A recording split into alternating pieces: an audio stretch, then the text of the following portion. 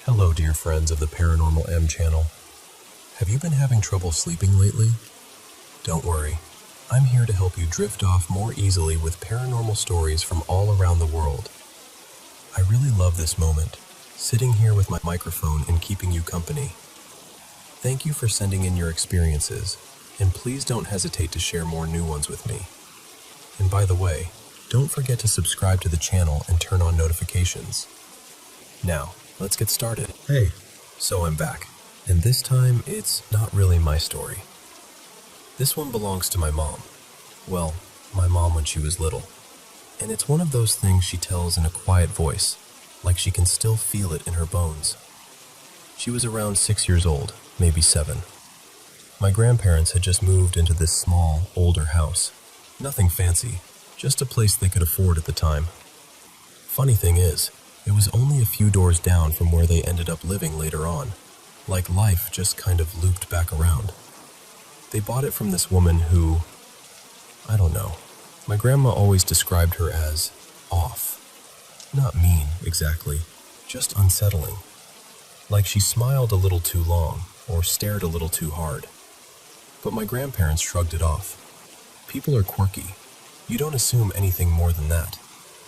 Anyway, after they'd been there a while, my mom, her name was Lila back then, started complaining about noises in her bedroom at night. Soft footsteps, like someone pacing just outside her bed. Then it would be little sounds, like something had dropped or slid across the floor. Except when she'd flick on the light, nothing was out of place. And you know how that goes when you're a kid. You tell your parents, "Something's in my room," and they hear, "I don't want to go to bed." So they blamed her. They'd shout up the stairs, tell her to stop messing around, and more than once she got in trouble and lost privileges just for crying out and insisting she wasn't doing it. She stopped talking about it after a while, not because it stopped happening, but because she learned nobody believed her. Then one night, this is the part my mom swears she remembers like a photograph. She was sitting up in bed, wide awake, because she'd heard it again. The slow steps, the faint creak, and suddenly, it got louder, like the room was waking up. Downstairs, my grandpa heard it too. Not the normal house settling kind of sound.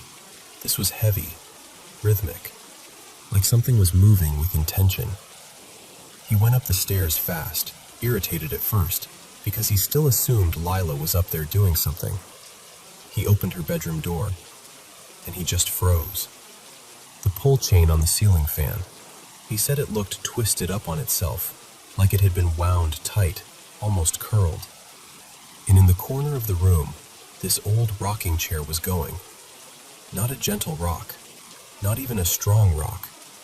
It was moving like someone was grabbing it and shaking it back and forth, over and over, fast enough that the wood was creaking like it might split. And my mom, little Lila, was pressed flat against the wall, knees up, hands over her mouth, eyes huge, like she'd been trying to make herself invisible. My grandpa didn't say anything at first. He just stared, because it didn't make sense. There was nobody in the chair. No open windows, no prank, no explanation. Then, this is what really unnerves him, even now. Everything stopped at once. Not slowed down, not faded. It stopped like someone flipped a switch. He grabbed my mom and got her out of that room so fast she barely touched the floor. He took her downstairs, sat her in the kitchen, and then he went into his own room and shut himself in the closet. Not because he was hiding, because he didn't know what else to do. He started praying. Not casual praying, the desperate kind. The kind where you're bargaining with God and promising you'll change and just pleading for whatever that was to leave your family alone. But what they found under there made their stomachs drop. Right on the floorboards was this rough, ugly circle. Symbols and markings that didn't look like a kid's scribbles. My grandma said it looked like it had been made with a mix of salt and something dark, crusted and old. like dried blood that had soaked in and stained the wood. They didn't debate it. They didn't try to clean it themselves. They called for help. A priest came by, more than once. He prayed through the house, room by room, and kept coming back for days. My grandpa said it felt lighter after that, like the air stopped pressing down on you, like you could breathe again. And later, through neighbors, through little bits of gossip that somehow always find you, my grandparents heard rumors about the woman who lived there before them. People said she wasn't just eccentric. People said she practiced things she shouldn't have. So yeah, that's my mom's story. And even now, when she talks about that rocking chair, she doesn't dramatize it. She doesn't need to. She just gets quiet, looks off somewhere far away, and says, "I don't care what anyone calls it. I know what I saw."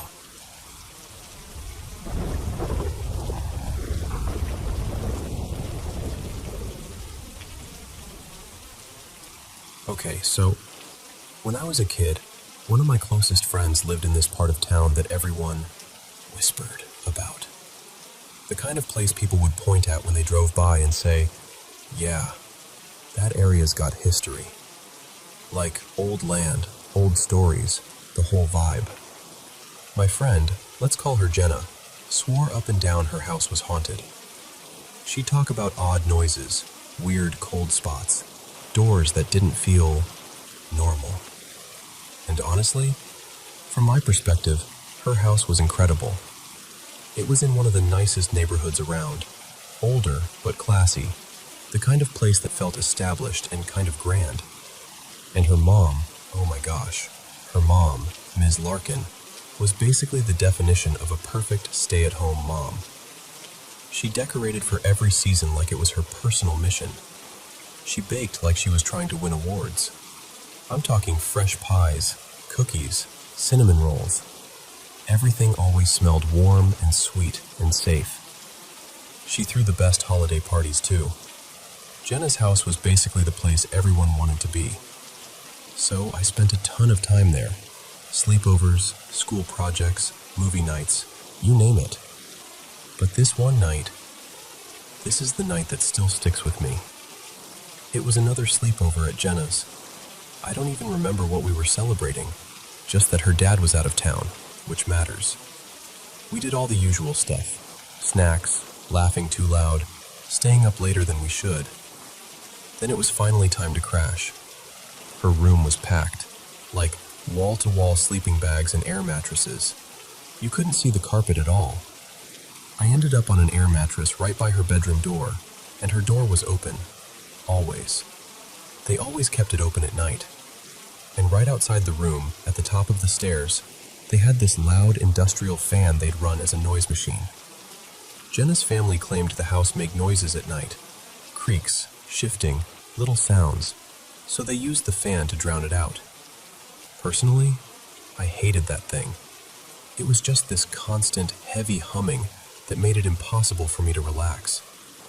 And that night, I was stuck awake, listening to it like it was drilling straight into my brain. This was before everyone had phones on their pillows, so I didn't know what time it was.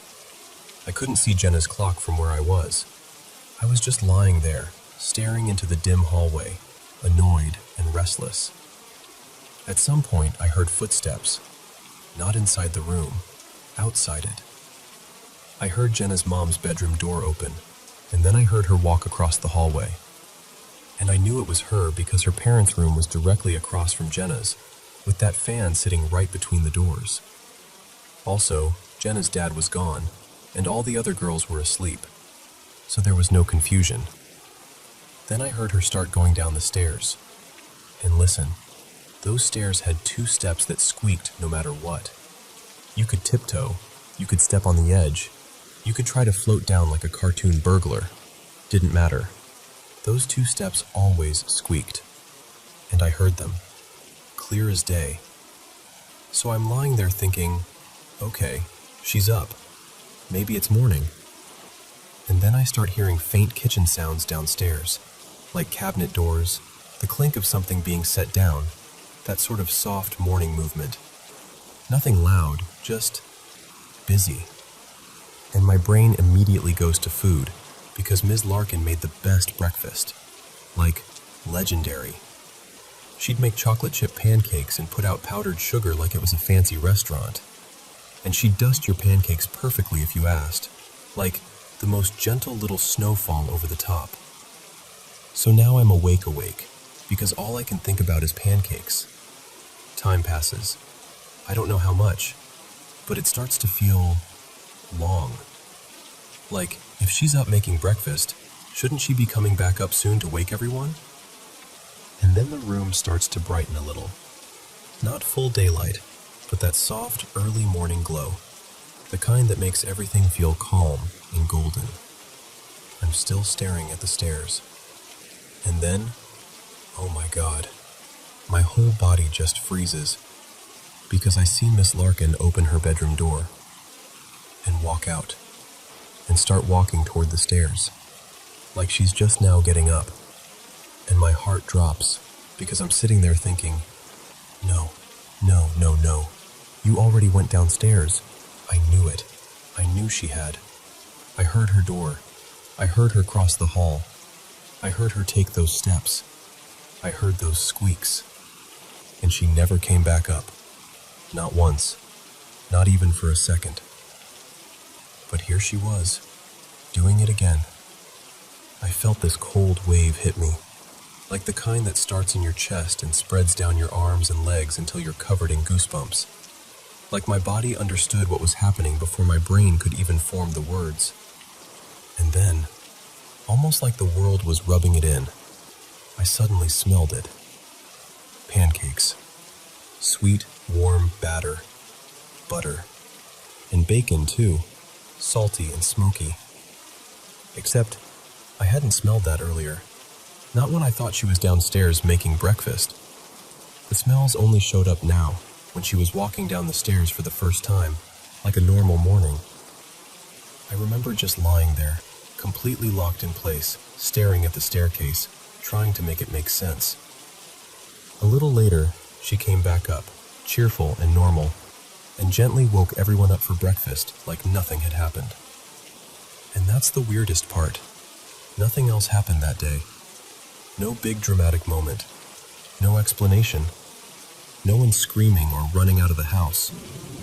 Just breakfast and laughter and chocolate chips and powdered sugar. But after that night, I started noticing things in that house more. Feeling things. Hearing things. Like once something had cracked open in my brain, it didn't fully close again. And I swear to you, I still don't know what I heard walking down those stairs the first time. But I know one thing for sure. Those 2 steps squeaked, and I heard them.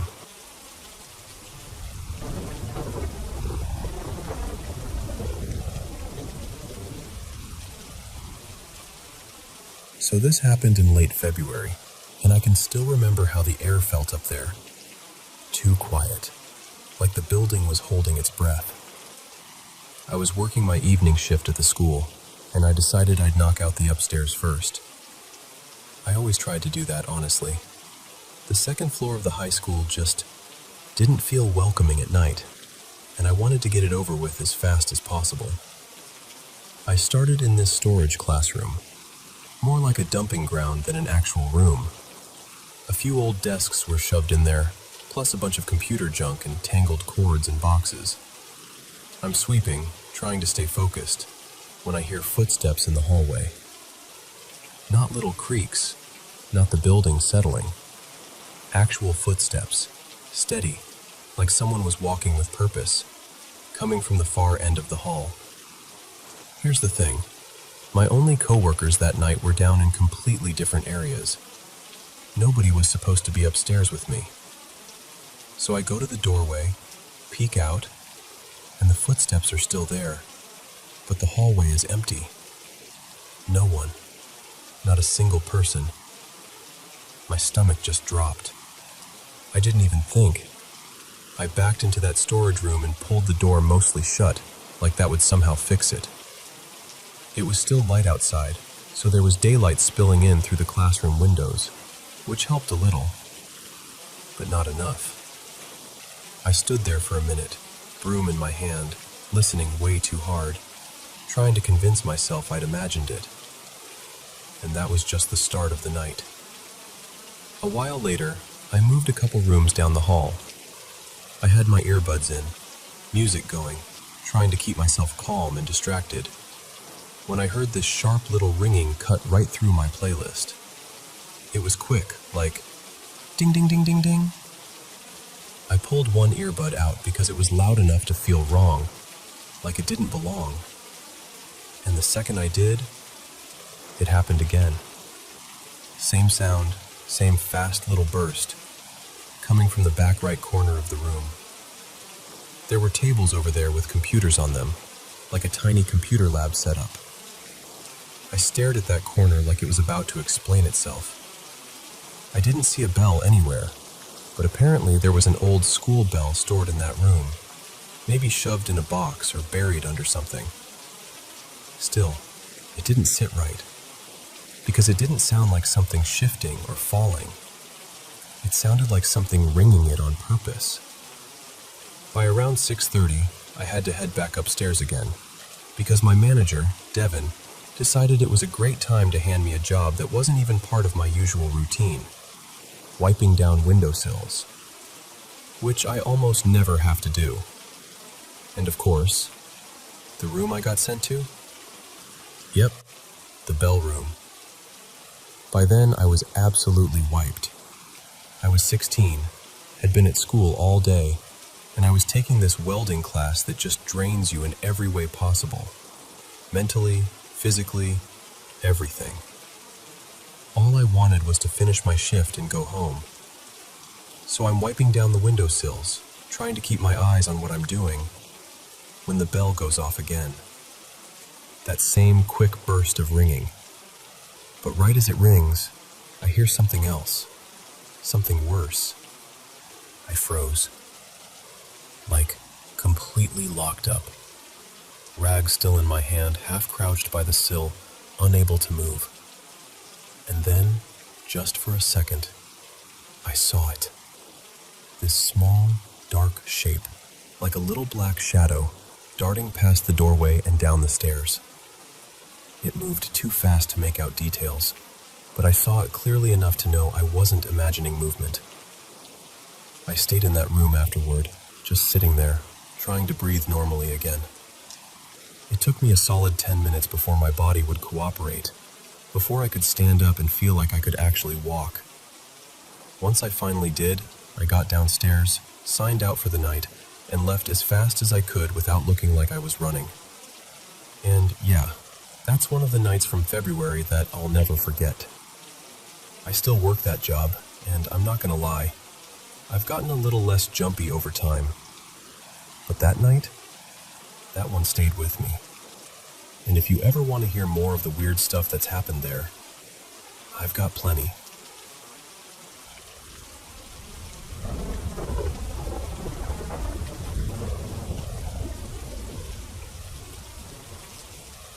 So, our cat Miso died.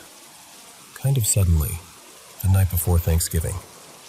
We knew she was old, like, we're guessing she's around 17 or 18 old. And the vet had warned us there were issues, mostly her spine and arthritis, but also her heart. Still, even when you know all that, you don't really expect them to be gone that fast. But that night, she passed at home. We did what you do when you're trying to make something unbearable feel a little more human. We wrapped her up, said a few shaky words, and we buried her in the backyard. It was quiet, cold, and honestly, it felt unreal, like my brain couldn't quite accept that she wasn't going to walk back into the room. And then two strange things happened. Not movie strange, just the kind of strange that lands in your chest and stays there. The first thing happened right after we came inside. It was around 2:20 or 2:30 in the morning, and we slid the glass door shut behind us. I was standing there taking off my shoes, still kind of in shock, and suddenly, fireworks. Not in the distance, not scattered around the neighborhood. It sounded like they were popping off right over the exact spot we'd just buried her. Now, we live near a park, so yeah, people do dumb stuff late at night sometimes. Drunk people, teenagers, whatever. I can explain fireworks. But what made my skin prickle was the timing. Nothing all night. Then the second we step inside after burying her, boom, boom, crackle. Right there. We just looked at each other like, are you kidding me? The second thing happened more recently, like yesterday. After she died, I bought this little garden cat statue, one of those solar ones that glows if it gets enough sun. I stuck it along the edge of the bushes near where we buried her. And I know this is irrational, but grief makes you do irrational things, and I just wanted there to be a small light out there at night. Like she wouldn't be alone. I would check it after dark, almost like a ritual. And sometimes it would glow, and sometimes it wouldn't. And I'd find myself talking about it out loud like a weirdo, wondering where she is now, if she's okay, if she's anywhere. I even told my partner, Caleb, that I might move the statue out to the middle of the patio during the day so it could charge better. Caleb wanted nothing to do with it, like zero interest in even looking at the spot, let alone touching anything near it, which I get. We grieve differently. I can stare at death and poke at it and ask it questions. He would rather not. Then we had this big snowstorm. Wind, heavy snow. The kind that makes everything creak and scrape. And after that, I looked out the window and I noticed something that made my stomach drop. The statue had moved. And not in a way that made any sense. So picture this. Where I had placed it originally, the bush line dips inward, kind of like a shallow pocket. I'd set the statue between two small pale stones to keep it steady. The actual grave spot, where Miso is, was a slightly raised mound a couple feet away. The statue was no longer tucked in that little pocket. It was now 2 feet closer, sitting smack in the center of the mound, perfectly placed, like someone had lined it up on purpose. Not tipped over, not half buried, not knocked sideways into the bushes. Centered. And there was even a neat indent in the soil, like it had been pressed down evenly, on both sides, like by hands. That's what got me. The weather can move stuff, sure, but weather doesn't move something and set it down like it's making a decision. Wind knocks, snow slides. Nature is messy. This was deliberate. So of course my mind went to the worst place first. Who is coming into my yard? And then the thought I didn't want to have showed up anyway. What if it was her? I know how that sounds, I do. And I'm not even saying I believe it exactly. But grief is this weird doorway where your brain is both brutally logical and completely open to impossible things. So I stood there, with this statue planted right on top of where we buried her, and I had this rush of questions that felt ridiculous and also unavoidable. Is it a hello? Is it, I'm okay? Is it, I don't want it over there? Is it anger? Is it comfort? Is it nothing? I don't have answers. I really don't. And I'm not pretending I do. I put the statue back where it was originally, along the bushes, because that's where it makes sense practically, and it looks nicer there. But I'll tell you this, if it moves again, especially if it ends up centered like that again, I don't know what I'll think. Because I truly don't believe we have a creeper sneaking into our yard in a quiet, safe neighborhood just to reposition one little solar cat statue. And at the same time, I can't explain how it ended up like that. All I know is it rattled both of us, like deep in the nervous system. And maybe it's nothing. Maybe it's just chance and weather and my grief looking for patterns. But she was family. She'd been with us for so many years, over a decade of routines and naps and tiny ordinary moments that add up to love. And it wouldn't totally shock me if some piece of her lingered, even if it's just in us. Even if it's just in the way I still look out into the yard at night, hoping that little light is on.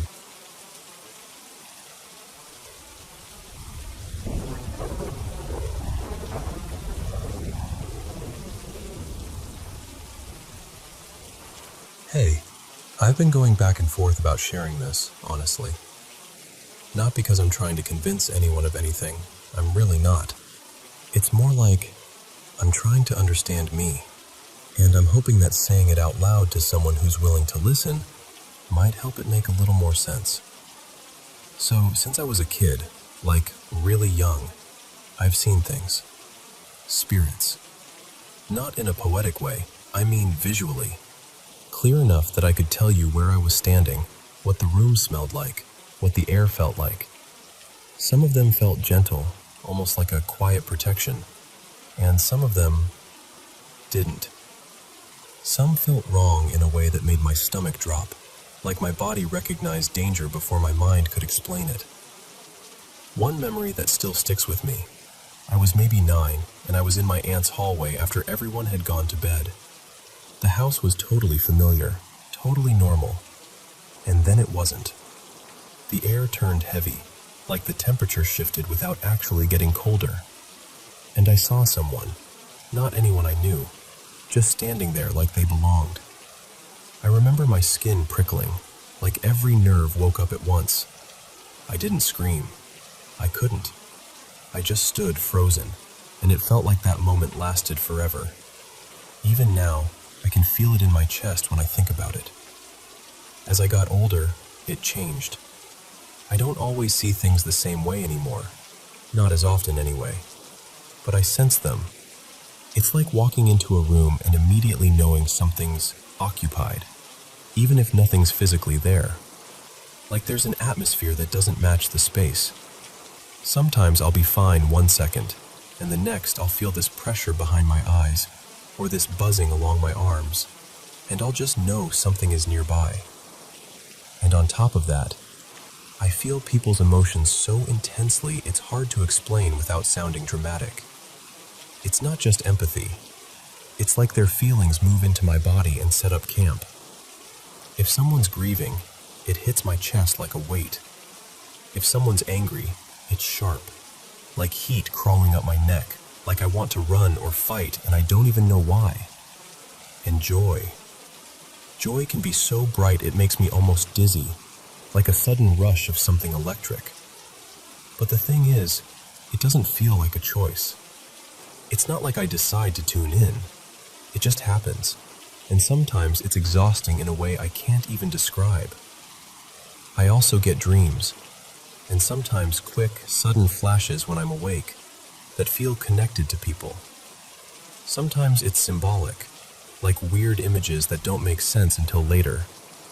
Other times it's uncomfortably specific. Like I'll dream about someone I haven't spoken to in years, and the next day I'll hear they've had some huge life event. Or I'll get this strong feeling that I need to reach out and say something. Not hello, but something very particular, like reassurance or a warning. There was one time with my friend, I'll call her Marin, where I kept seeing the same image in my head for days.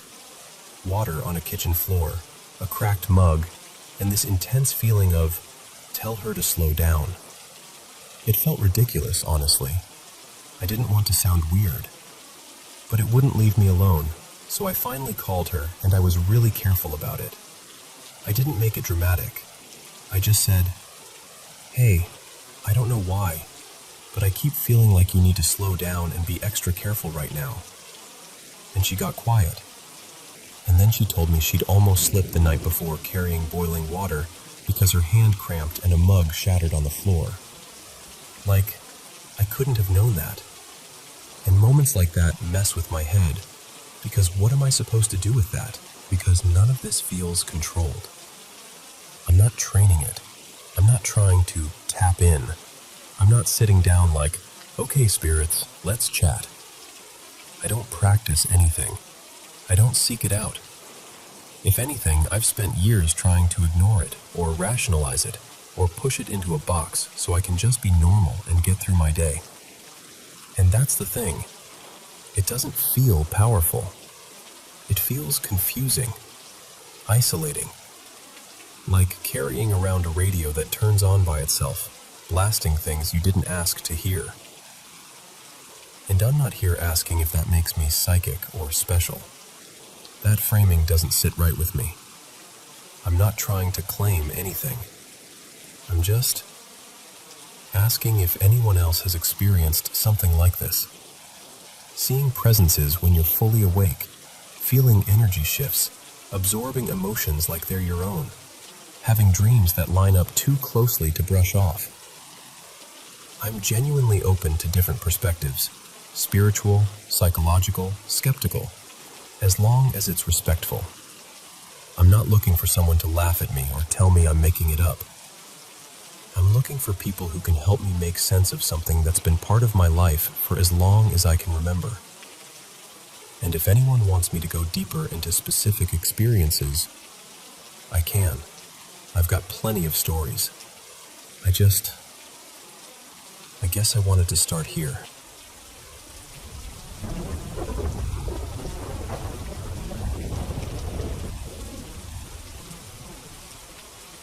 So, we moved into this little house in early fall of 2021, September, I think.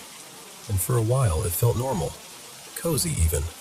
Just me and my wife, Lila, trying to settle in, figuring out where everything goes, getting used to the creaks and the quirks.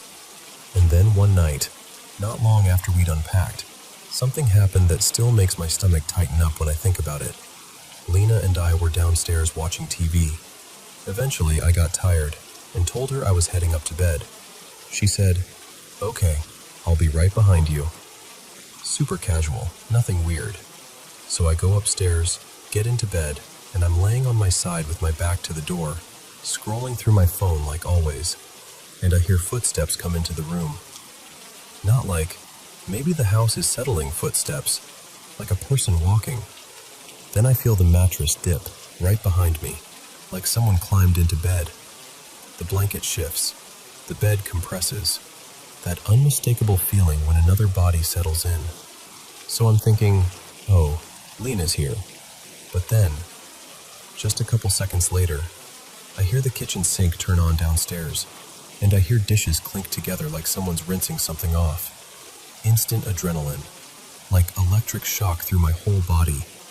I whip my arm around, expecting to see Lila right there beside me, and the bed is empty. Empty. I sat up so fast I almost pulled something. I just stared at the spot where I swore someone had been, trying to make my brain accept it. Lila calls up from downstairs like, "Hey, I'm just gonna grab a glass of water." So she's down there, which means whatever I felt in the bed wasn't her. I told her and she believed me. But you know how it is when you didn't experience it yourself. She got quiet, shrugged a little, kind of like, "That's freaky, but what do we even do with that?" And honestly, time passed. Nothing else happened for a while. Long enough that it started to feel like a bizarre glitch in reality. Like maybe I'd imagined it. Like maybe I'd been half asleep. I almost forgot it. Almost. Then, months later, maybe close to a year after we'd moved in, we had the worst night of our lives. It was around 11:40 p.m. Lila and I had just gotten into bed.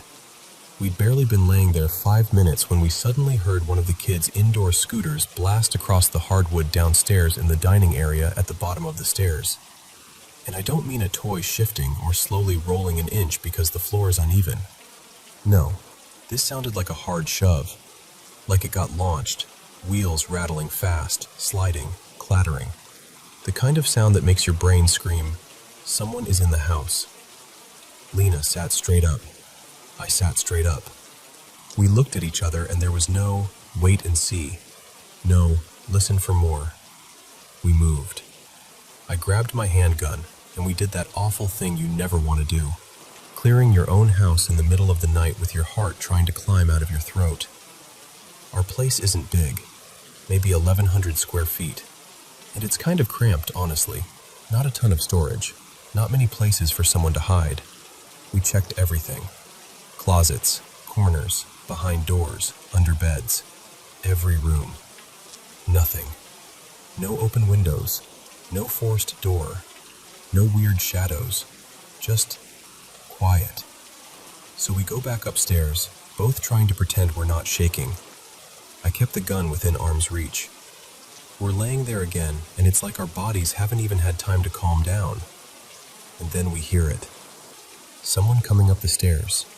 Clear as day. Heavy steps. Not careful. Not sneaking. Just walking up like they own the place. It takes maybe 8 seconds to climb our stairs, and whatever it wasn't slow. There was the sound of footsteps, but also this weird swish sound, like fabric brushing with every step, like a jacket or track pants. Lena sprang out of bed before I even fully moved, arms up like she was bracing to confront someone at the top. I grabbed the gun and rushed to the bedroom door, because our daughter's room is right next to ours, and all I could think was, I am not letting someone reach that door. I turned the corner, fully expecting to be face to face with an intruder, and there was no one. Nobody. Nothing. The hallway was empty. The landing was empty. The stairs were empty. And that moment messed me up, because my brain couldn't file it anywhere. There is no version of reality where something makes that kind of noise, coming all the way up the stairs, and then simply isn't there. Also, I know my house. Like, know it. I work from home. I'm here constantly.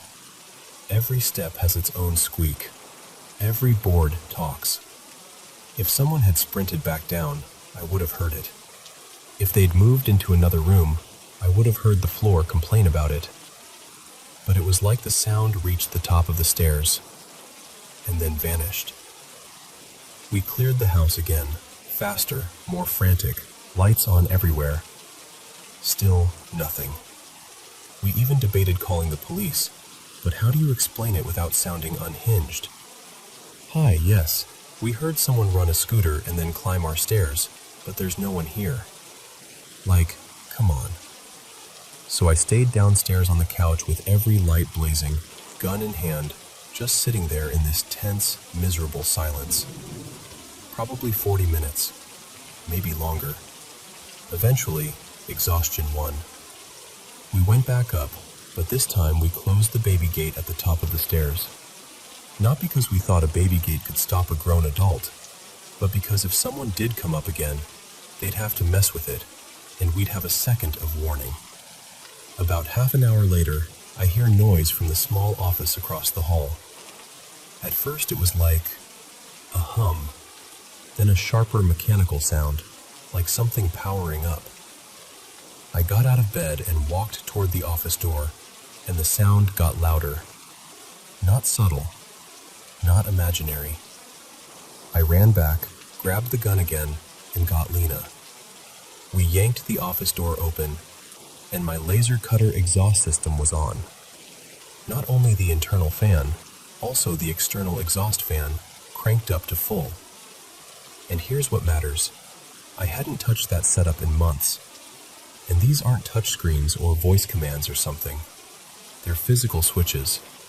The external fan requires multiple button presses to ramp up speed. In the years I'd owned that equipment, it had never once turned on by itself. That was the moment Lena and I just stood there, staring, and I could feel my whole sense of safety collapse. Because now it wasn't just a sound. It wasn't just a weird moment in bed. It was something interacting with the house. 3 back-to-back incidents. Scooter, stairs, then that exhaust system, flipped a switch in me. It made me revisit every strange noise we'd brushed off. Every odd feeling, every probably nothing. And then I did one last thing that messed me up even more. I went digging through my phone trying to figure out when that first bed incident had happened. I don't know why. Curiosity, I guess. Maybe I wanted to prove it to myself that it was real. And when I finally pinned it down, it landed on December 21st. Exactly 1 year before the night of the scooter and the stairs. That timing hit me like a punch. Like the house was keeping its own calendar. And the worst part is not knowing, not having a clean explanation. That uncertainty eats at you. We told our next-door neighbors, older couple, been there forever, like 5 decades. And they got strangely quiet and said something like, well, years back, a woman who lived in your house disappeared. They weren't sure on the exact year, maybe 2006, 2007, but they said it like it was old neighborhood lore, like everybody knew something happened, but nobody talked about it. I don't know if it's connected. I don't know if I even believe in that kind of connection, but it's the only thread I've got. And now, it's mid-December again, and I can feel myself getting tense, like my body remembers before my brain does. I put up 2 indoor cameras, one in the kitchen aimed down the hall toward the living and dining areas, so it can catch anything moving toward the stairs, and one at the top of the stairs. Part of me wants to prevent anything from happening, and part of me is terrified that if something happens again, the only way anyone will ever believe it is if I catch it on video. I've told people this story and joked that they're welcome to spend the night. Nobody ever takes me up on it. And honestly, I don't blame them. But if you've got any suggestions, any way to feel prepared without feeding the fear, please tell me. Because I can already feel the date creeping closer, and I hate that my own house has a countdown in my head.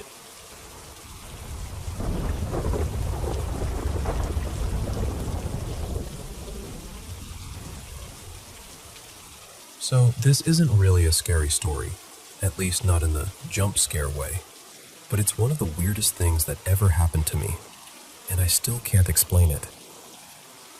This was, I want to say about a decade ago, maybe a little more, like 11 years back.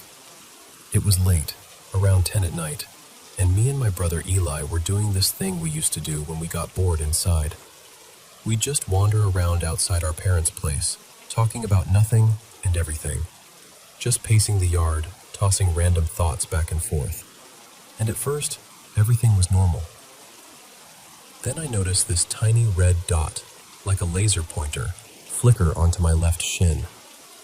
I stopped mid-step and looked down like, what was that? But the second I focus on it, it's gone. So I'm thinking, okay, maybe my eyes just caught a reflection off something. Whatever. I shrug it off and keep listening to Eli ramble, because he's the talker, and I'm mostly just nodding along.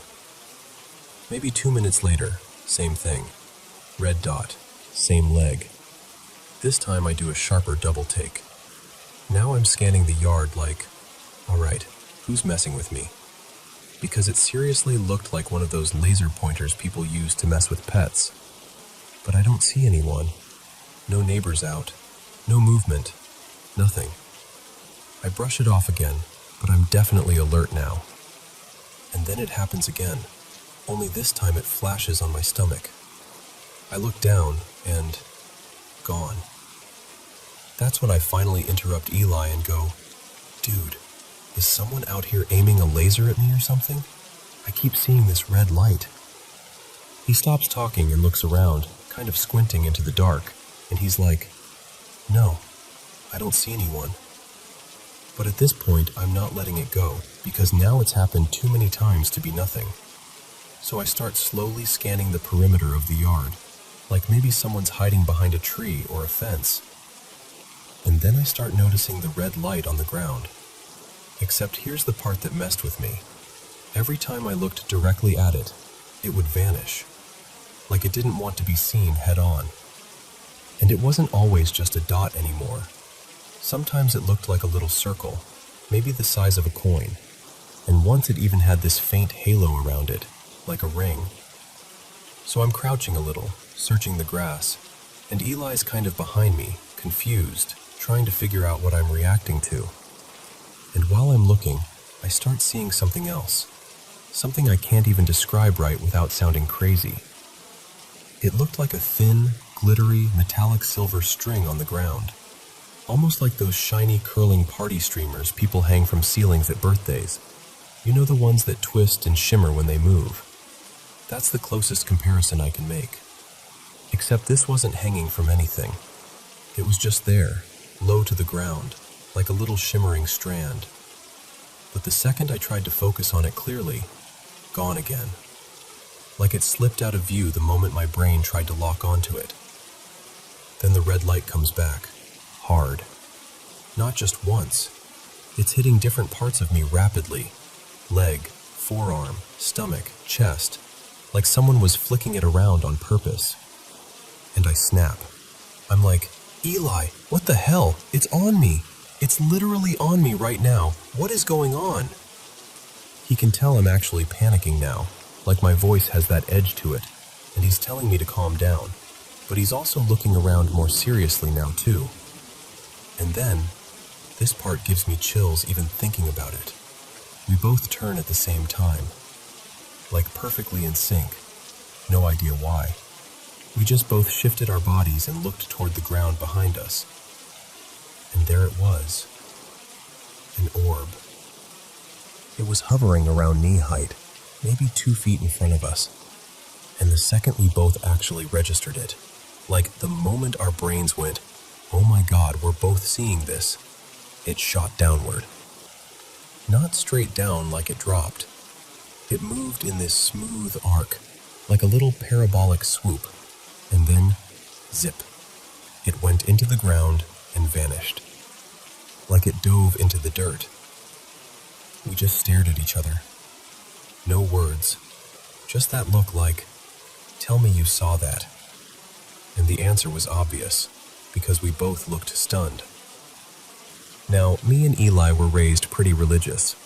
Not like we were at church every week or anything, but faith was real to us. And in that moment, we didn't interpret it as cool mystery. We interpreted it as something bad, something with intent, something that wasn't supposed to be there. So we went straight inside, locked the door, and we prayed right there in the house, asking for protection, for our home to be covered, for whatever that was to stay gone. We didn't yell about it or run around telling anyone. We actually got kind of quiet, because in our minds, speaking too much about it felt like inviting it back, like giving it attention. The rest of that night we stayed up trying to make sense of it, without fully saying it out loud over and over.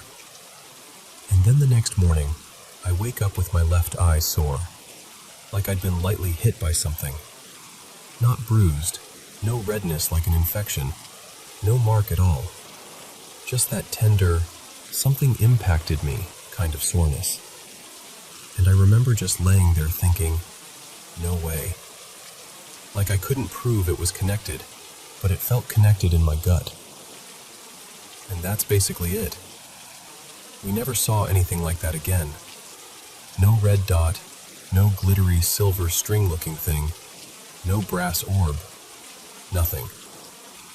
But I'll tell you, every time I think about that night, I can still see that little bright thing hovering there, like it was alive for a second, and then it just dove into the earth like it belonged to something underneath.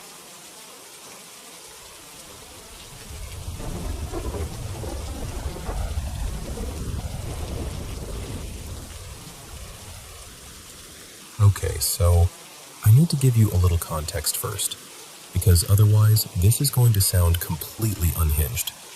I've lived in this rental for about 5 years now, still here, and I swear, everything weird in my life started the moment we moved into this place.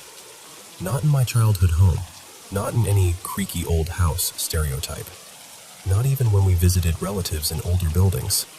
Just here, only here. And the house has history, like the kind of history you can feel if you stand still long enough. It used to be trashed and occupied by squatters, and there was a police raid at one point. There's literally a repaired section of ceiling where they came down through it. It's patched up now, but you can still see it if you know where to look. It's like the house has a scar. Anyway, the first time I ever saw something, I was a kid.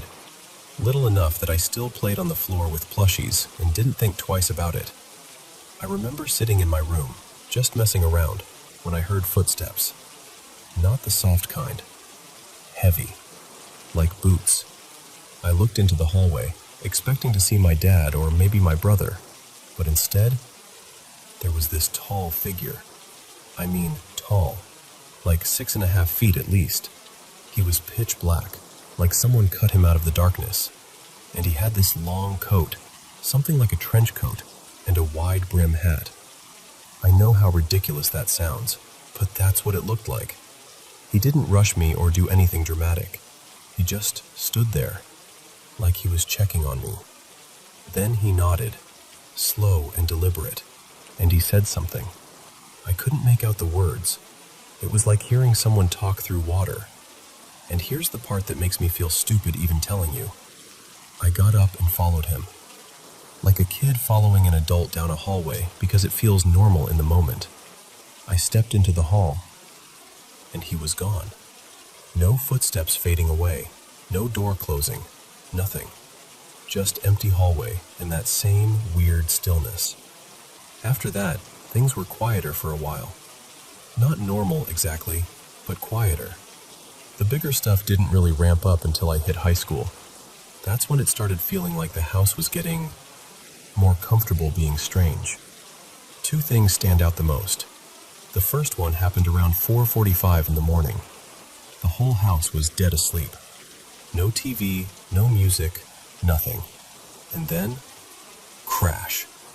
It came from the kitchen, loud enough that my stomach dropped like I missed a step on stairs. I ran out, fully expecting to see broken glass or someone breaking in. But what I found didn't make sense. The dish drying rack, like the whole rack, was by the front door. Not tipped over in the kitchen, not slid off the counter. By the front door. And in the living room, a heavy pan, one of those thick, weighty ones, was on the floor like it had been thrown. Both things were several feet from where they belonged. Like, not a cat knocked it down situation. The pan would have had to travel. I stood there, heart racing, trying to think of any explanation that didn't involve me losing my mind. Then I did the bravest thing a jumpy person can do. I retreated. I went back to bed. I pulled the blanket up like that could protect me from physics breaking, and I forced myself to sleep. The second big incident didn't even happen to me. It happened to my friend Mason. He was over one afternoon. I was in my room folding laundry, and he was in the kitchen, because for some reason he insists on refilling the ice trays when he visits, like he lives here or something. I heard a sharp clatter, then him swearing loud enough that it echoed. I asked him what happened, and he told me, dead serious, that the tray had been firmly in both his hands when it suddenly jerked upward and smacked him right in the face, like someone yanked it. And that fits the pattern. I'll get to that. Because after those, it wasn't always big dramatic stuff. Sometimes it was little things. Objects not where you left them. A shadow in the corner of your vision. A quick movement you can't quite track when you turn your head. But the most consistent thing, the thing that every single person who comes into this house says without me prompting them, is this. The air feels tense. Like you're being watched. Not, oh, this place is creepy, watched. More like observed. Like you're a guest, and the house doesn't quite trust you yet. And I used to be one of those people who rolled their eyes at paranormal stories. Like, no offense, but I was in the there's always an explanation camp. Except after enough unexplainable things happen, especially when other people experience them too, you start running out of explanations. What's weird is that while my friends are the ones who see and hear things more often, for me the biggest experiences are touch. I'll be doing something totally normal, homework, cleaning, just laying on my bed scrolling, when I suddenly feel this cold pressure, usually on my shoulders or along the side of my face, and it's not like a breeze. It feels specific, like hands. Here's the part that makes my skin prickle even as I say it. Most of the time, it isn't scary.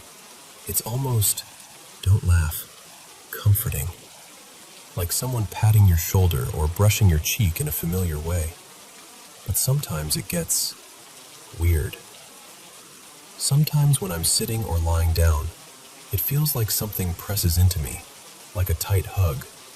Except it can shift into something heavier, like being pinned. Like something is laying on top of me. And before you say sleep paralysis, no, I've looked into that. When this happens, I'm awake. I can move. I can lift my arms and legs. I can turn my head.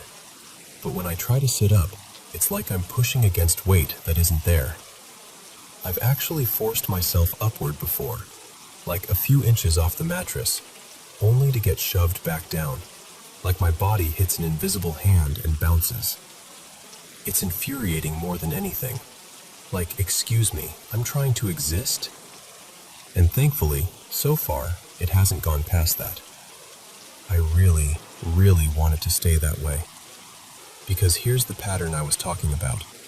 Whatever this is in my house, it treats me differently than it treats everyone else. With me, it's almost respectful.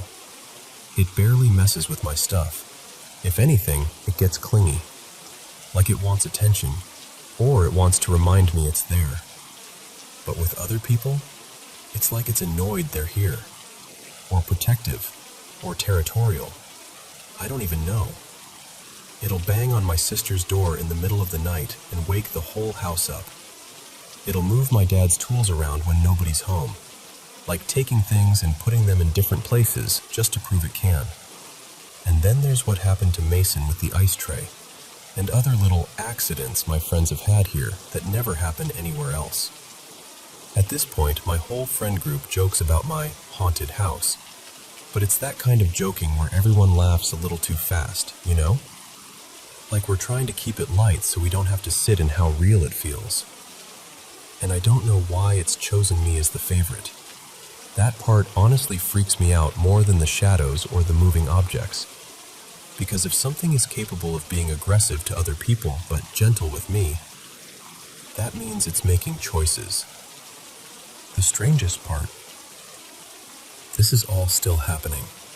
Like right now, while I'm telling you this, it's late, past 2 in the morning, and I can feel that same cold pressure on my shoulders and along my cheek. Not painful, just there. Like it's listening too.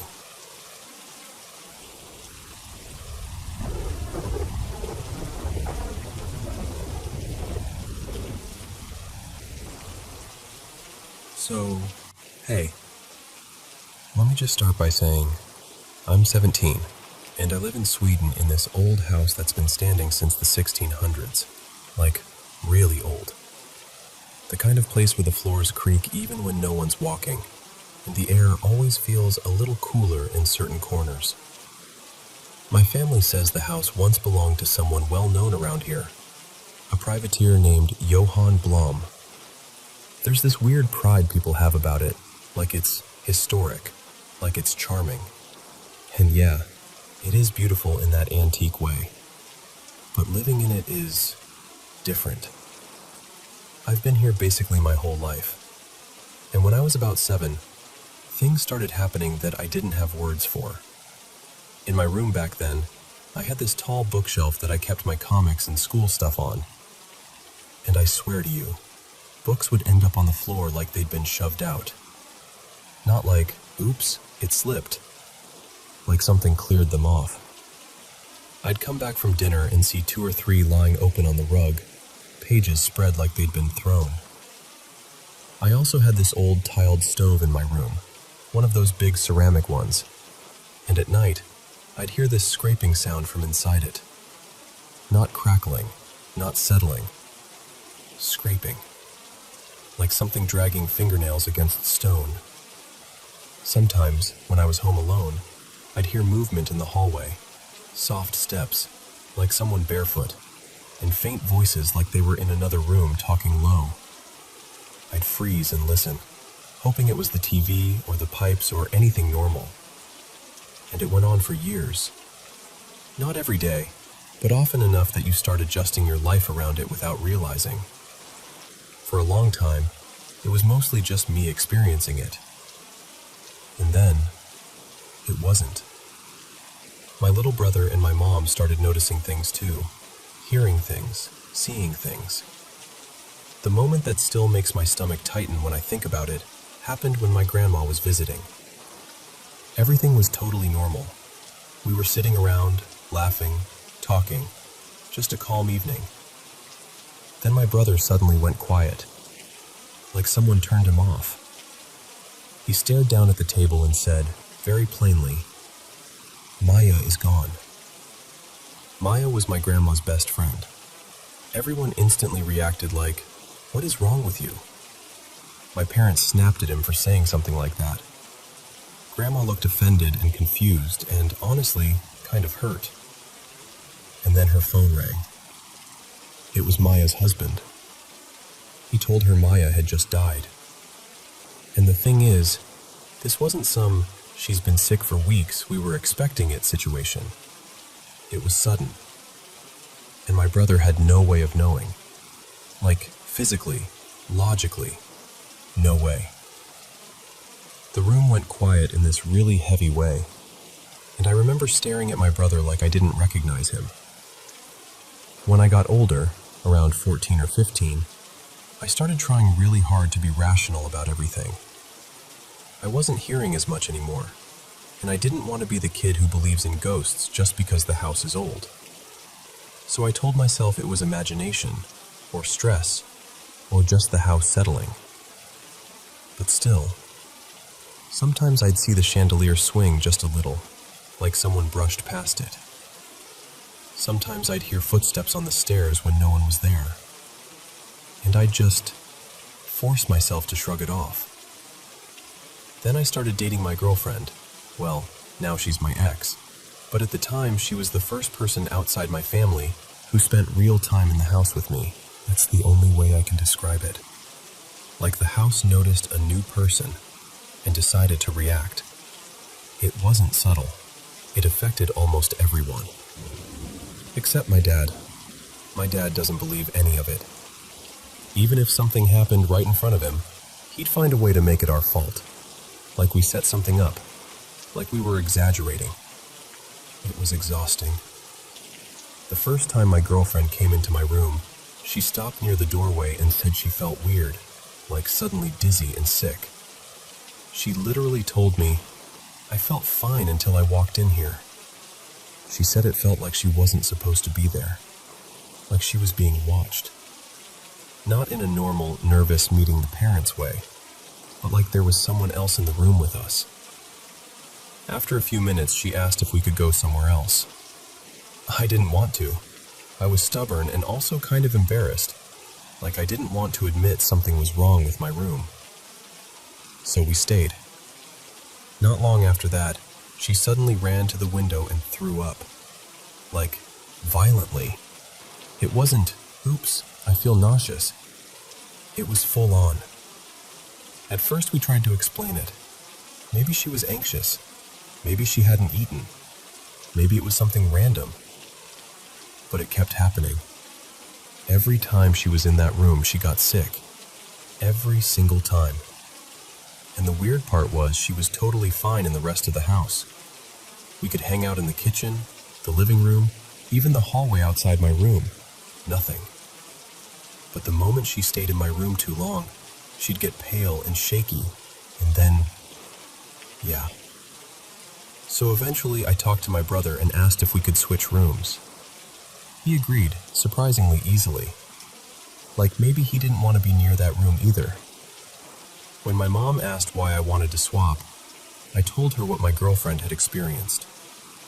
And I asked her, kind of carefully, if there was anything else about the house or that room that I didn't know. And she got this look, like she'd been waiting years for someone to ask. She told me that when she first moved in with my dad, she felt the house had this strange heaviness. And one time in the bathroom, she saw towels, not falling, not hanging wrong, sticking out into the air, like something invisible was pinching them in the corner and pulling them outward, like a hand stretching fabric. She asked my dad if anything like that had happened to him. He basically laughed it off. Then she told me something that I had no memory of. She said when I was about 4 or 5, I woke up crying and told her I'd had a nightmare about a headless man with an axe in the bathroom. Like I described it in detail, him coming toward me, killing me. She said it freaked her out because I was so little, and I talked about it like it was real. I didn't remember any of it, but after she told me, the dreams came back. For weeks, I kept dreaming about that bathroom, that same feeling, that same shape, like my brain had been reminded of something it wanted to forget. After we switched rooms, my girlfriend stopped getting sick, completely. And the old room got quieter too. Not totally dead, but calmer. Back when it was my brother's room, there was only one thing I clearly remember happening in there. Me and my mom were sitting and doing something simple, coloring or drawing, when a lid from a mug launched off a shelf and hit the floor right between us. Now I've been in my new room for about 2 years. And most of the time it's fine. Mostly. But I still get that feeling sometimes that I'm being watched. Like there's a presence just outside the edge of your vision. And the most recent thing? I still don't have an explanation for it. One morning, I noticed the word "hello" written on the outside of my window. Outside. And the creepy part is, you can't just walk up and do it.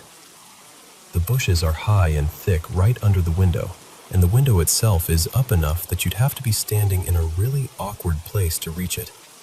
Like you'd need a ladder, or you'd need to be inside the bushes. There was no ladder, no footprints, nothing obvious. Just that word. Like someone wanted me to know they'd been there. And honestly, that's what gets me the most. Not the noises or the books or even the dreams. It's the feeling that whatever it is, if it is something, doesn't just happen randomly. It notices. And sometimes it answers back.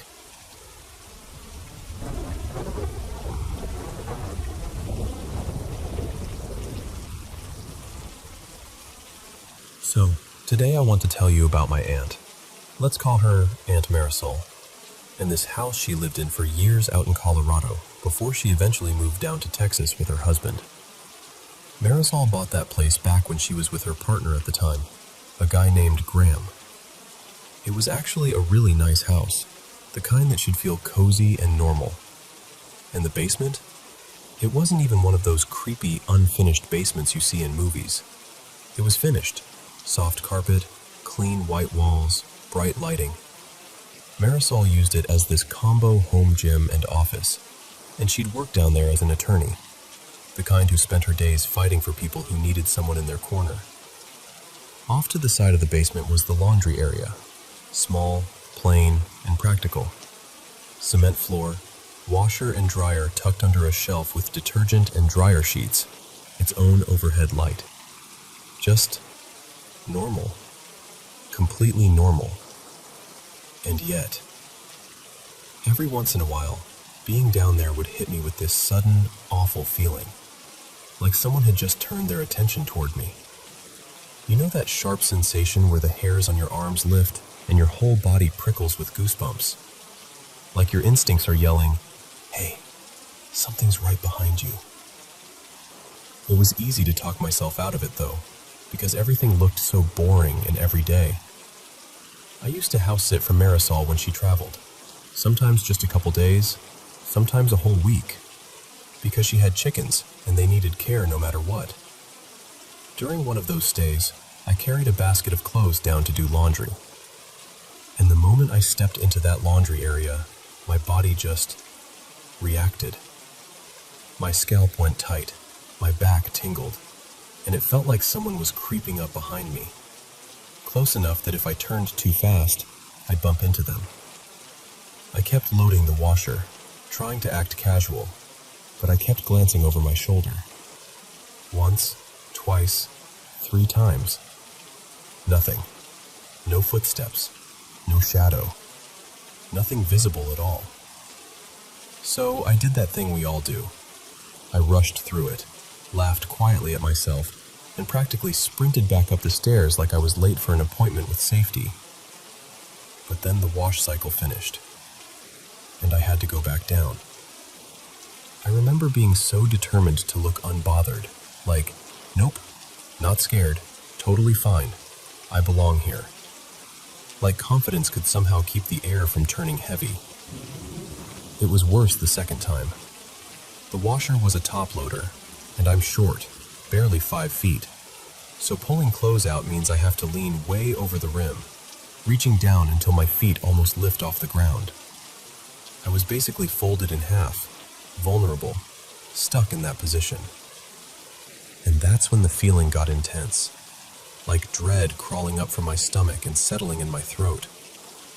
The sensation at my back was so strong, it was almost physical, like someone hovering inches away, watching, waiting. I kept telling myself it was just nerves, that I felt exposed because of how I was bent over, that my imagination was grabbing the wheel. But the longer I stayed down there, the more it felt like the room didn't want me there. I yanked the last piece of clothing out, shoved everything into the dryer, and got up the stairs so fast I'm surprised I didn't trip. When I reached the top, I shut that basement door like it could seal the feeling away. Later, grabbing the clean clothes wasn't nearly as bad. Still weird, but not like that. When Marisol got home a day or two later, I finally mentioned it, half laughing, like I was embarrassed to even say it out loud. And she didn't even blink. She just goes, "Oh, yeah, that's Eddie." I swear I thought she was joking. Then she said something that made my stomach dip. She told me Graham used to say, kind of darkly, that if he ever died before she did, he'd handle Eddie, so she'd never have to live in that house alone, with whatever that was. Graham was quite a bit older than her, so the way they talked about mortality sometimes wasn't totally out of left field. But still, hearing that, after what I'd felt, it landed differently. And then, a few years later, Graham actually did pass away. They'd been riding his motorcycle together, and an accident happened. One wrong slip on loose sand or gravel, and that was it. Marisol wasn't badly hurt, just bruises and a twisted ankle, but Graham was taken to the hospital and didn't make it. He held on for days, but eventually, he was gone. A little while after she came home, Marisol told me something I still get chills thinking about. She said she was in the living room when she heard these heavy noises upstairs, in her bedroom directly above her. Not just a creak or a bump.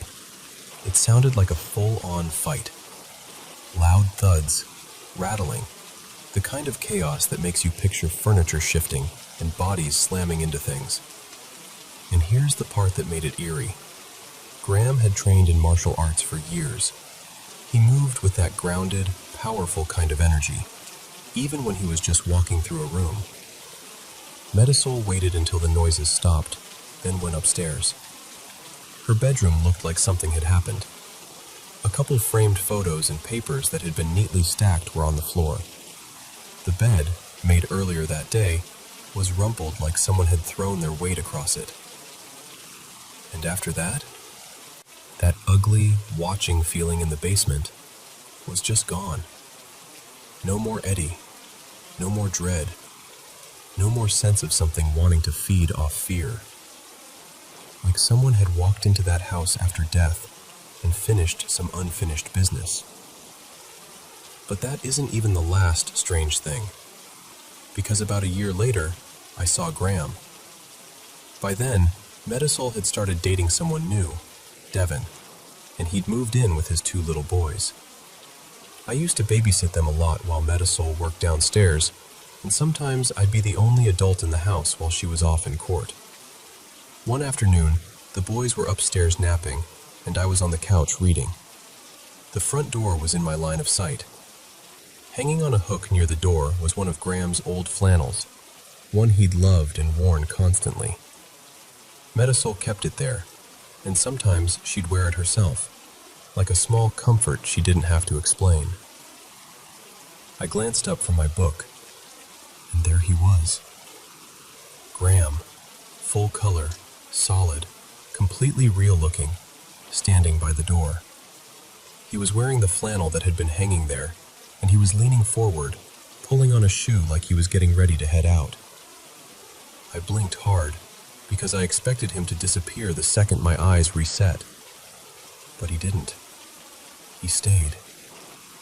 For a moment, we just looked at each other. And it wasn't scary. It wasn't threatening.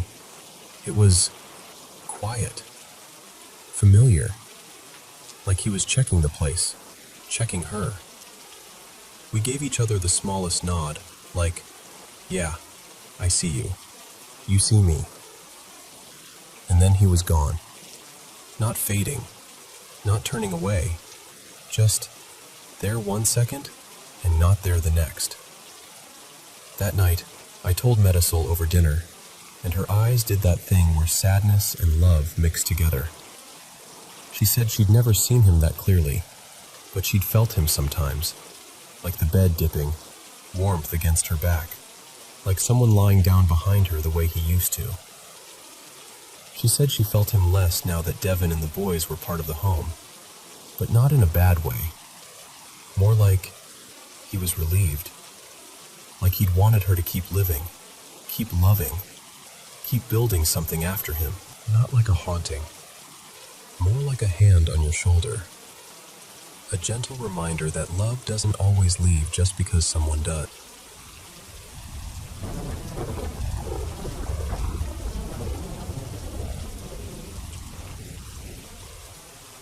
So, I can't tell you my exact age, but I was somewhere around 15, maybe 16. Back then, I was living just outside Boulder, in a small Colorado town where the air always felt a little too crisp at night. I spent a ton of time at my best friend Jules's place. She lived with her mom, Dana, in this long, older mobile home that always smelled faintly like laundry detergent and craft glue. When I first started coming over, they had someone renting their extra room. But once he moved out, that room turned into this chaotic craft storage universe. I'm talking towers of fabric, yarn that had escaped its skeins like it was making a break for freedom. Loose buttons everywhere, like the room itself was mid-explosion. Then one weekend, Dana decided she'd had enough. A few days later, she proudly showed me what she'd done. And honestly, it was impressive. The room looked completely different, like magazine different. She'd put in a twin bed with a squeaky metal frame, set up this old chunky TV that looked like it belonged in the 80s, and even organized all her supplies into neatly labeled bins and drawers. It had its own little bathroom too, which felt wildly luxurious compared to the couch or the floor of Jules's bedroom. Dana was practically glowing, because she knew, without even saying it, that I'd be the one sleeping in there most often. Now, Jules and I had this tradition during sleepovers. We'd stay up late and scare ourselves on purpose. That was our favorite thing. This was back when creepy internet stuff felt oddly believable. We'd watch spooky videos, read stories, and dare each other to keep going even when we were both clearly freaked out. That night, we'd even played one of those early horror games on her laptop until we were jumpy and laugh-screaming at everything. Eventually, though, we ran out of material, and the tired kind of dread set in. The kind where your brain starts inventing extra fear just to stay entertained. I didn't want to, but I finally said goodnight and went across the hall to the new guest room. I climbed into bed, the frame giving that little metallic squeal, and I just laid there trying to calm myself down. I did that thing where you take a slow breath and tell yourself, you're fine. It's just a room. You're being dramatic. My eyes were closed. My body started to soften. And then I heard it. Footsteps. Not outside, not in the hallway, inside my room. You know that instant full-body alertness? Like someone poured cold water into your bloodstream? That happened. My arms prickled. The back of my neck lit up with adrenaline. I yanked my eyes open and immediately grabbed my glasses because I suddenly felt way too exposed being half blind. I stared into the dim room. There was a street light outside, and it threw a pale rectangle of light across part of the floor. And I saw nothing. But the footsteps kept going. Slow, steady creaks in the floor, like someone was actually walking around. They started near the door, then crossed diagonally toward the little TV stand, then moved toward the open closet. Then, oh my God, then they came toward the bed. I could track them perfectly. 3 or 4 small steps at a time, like whoever it was had short legs. And when they got close enough, it felt like someone was standing right beside me, just looking at me. Not menacing, not angry, curious. Then the steps moved away again, toward this oversized teddy bear Dana had propped in the corner on a chair like it was a person. Then back to the TV. And then the whole route repeated, over and over, like a little loop. I tried to ignore it. I even took my glasses off again and lay back thinking, if I pretend I'm asleep, maybe it'll get bored and go away. Nope. It kept going with the relentless energy only a kid could have.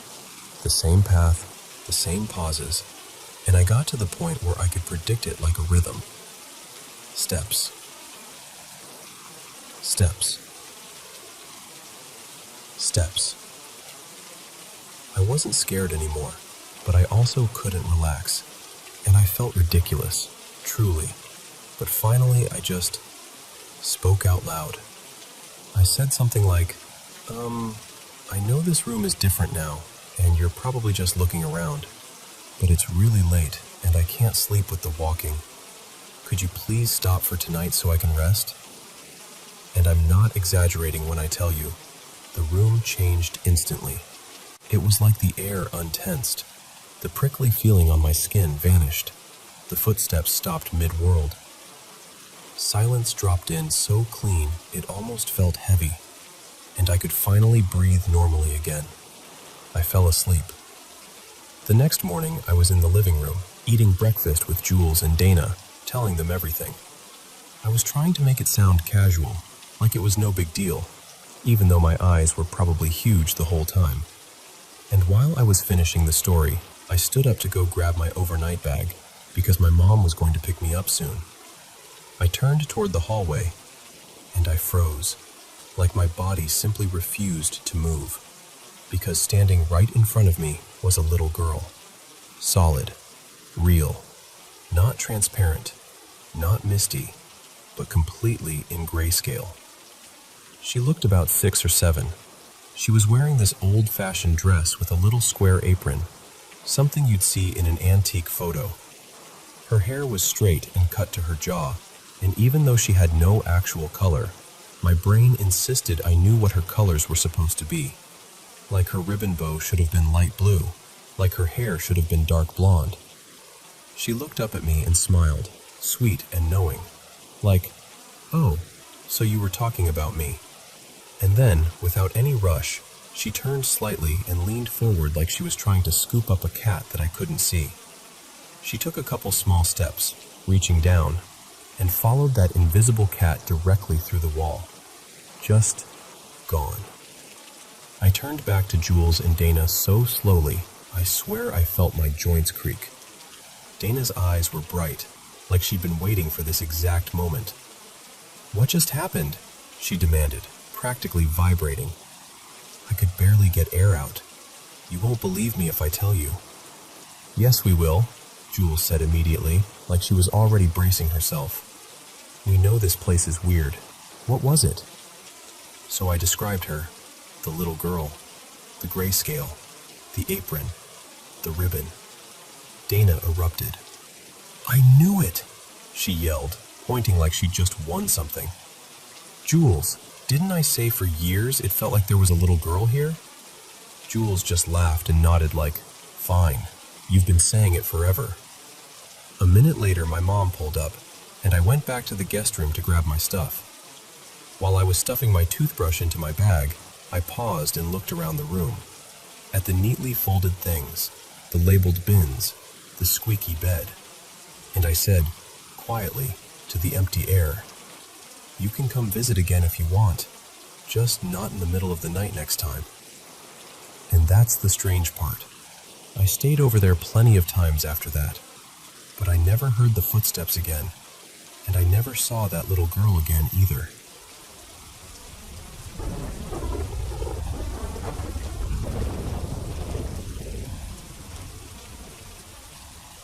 So, this happened when I was about 26, and I was crashing for a long weekend at my best friend Maya's place. She was renting this older little house with her boyfriend, Evan, the kind of house with slightly creaky floors and that faint, always there smell of wood and dust. Here's the setup. Evan's aunt and uncle technically owned the place, so the rent was cheap, but in exchange, Maya and Evan were basically the unofficial maintenance crew.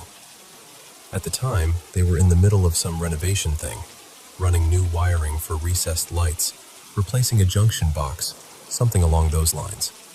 And because they were going up into the attic constantly, they'd moved the attic access panel and just left it open for the week or two the project would take. And of course, the attic opening was in the ceiling of the guest room, which was where I was sleeping.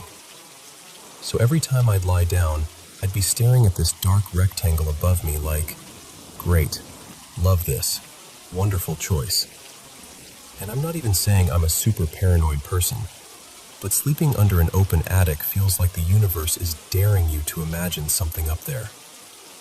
The first night, I literally slept facing away from it with the blanket pulled up like a child. Very cool, very brave. But the weird part didn't happen at night. It happened the next day, in broad daylight.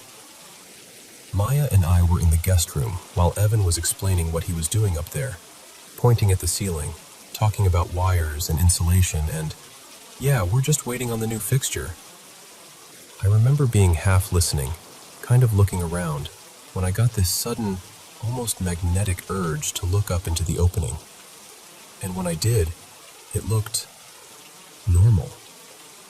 Sunlight was coming in from the window, and I could see the beams, some rolled insulation, maybe a toolbox or a stack of drywall off to one side.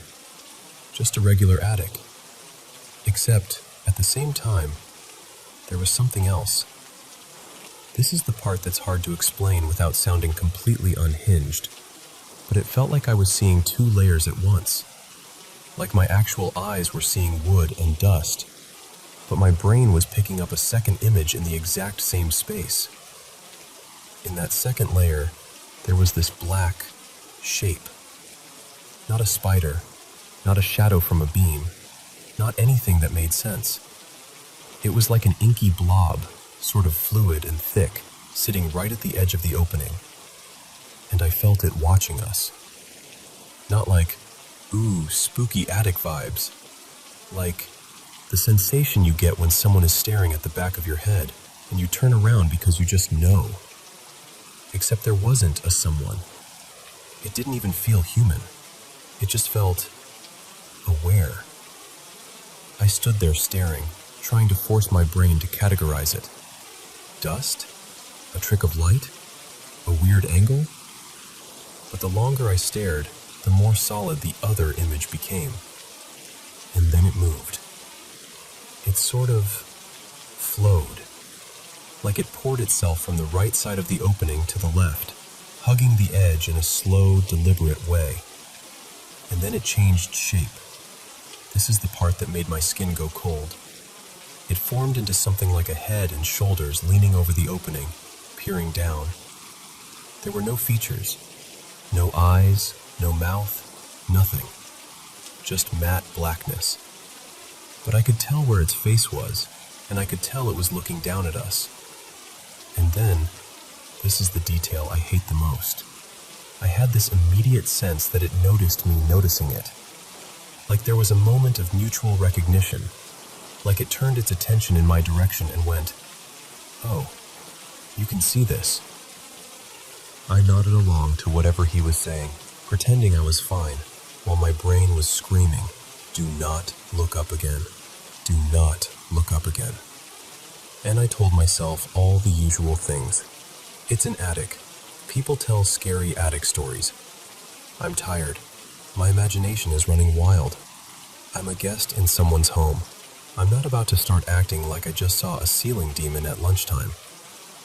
So I shoved it down. Hard. Until the next day. The next day, Maya and I were in her car, just us, and she got quiet in this really specific way, like she was choosing her words carefully. She kept her eyes on the road and said, "Okay, I've been wanting to ask you something, but I didn't want to say it in the house." My stomach immediately did this slow roll. She said, "How are you feeling about the attic being open in the guest room?" And I tried to play it off. I was like, "It's kind of creepy. I don't love sleeping under it, but it's fine." There was this pause, and then she said, very softly, "Yesterday, I saw you looking up there for a while. Did you see anything? Or feel anything?" And my whole body went hot and cold at the same time, because, listen, I hadn't told her. I hadn't told Evan. I hadn't even told myself I fully believed it. But she was asking so directly that I couldn't really dodge it. So I said, "This is going to sound weird." And then I told her. I told her about the double-layer vision, about the black fluid shape, about it forming into something like a person leaning over the edge. And as I'm saying it, I'm watching her face. All the color drained out of her, like drained. Her mouth went slightly open, and she just stared straight ahead at the windshield. When I finished, she whispered, "No, no, no, no." And I was like, "What?" And she said, "I saw the same thing." My heart started pounding. She said, "The exact same thing. Black, kind of moving like it was liquid, like an amoeba, and it leaned out and looked down at me." Then she glanced at me and added, "And I saw it the same way you just described, like it wasn't normal sight, like it was in my mind's eye." I just sat there, completely nauseous, because at that point, imagination stopped being a comforting explanation. If two people describe the same impossible thing in the same impossible way, what are you supposed to do with that? I tried anyway. I said, "Maybe we both freaked ourselves out. It's an attic. We've watched too many scary movies. Our brains filled in the blanks." And she nodded, but it was the kind of nod you do when you want that to be true and it's not landing. Then she got really firm and said, "Okay, we're not talking about this in the house. Not even joking. Not even hinting. I don't want to acknowledge it in there. I don't want to feed it, or whatever." And she kind of shivered like she regretted saying even that much out loud. So we dropped it. But that night, when I went back to that guest room, I didn't have the luxury of telling myself it was nothing anymore. Because now it wasn't just my brain being dramatic. Now it was a thing we both saw. And I'll tell you, I don't think I slept more than 20 minutes at a time. I kept my back to that opening. I kept the blanket over my head like it could somehow protect me from an unseen watcher in the ceiling. And the worst part wasn't even fear, exactly. It was the certainty, the sick, quiet certainty, that if I looked up at the wrong moment, something might already be leaning over the edge, waiting for me to notice it again.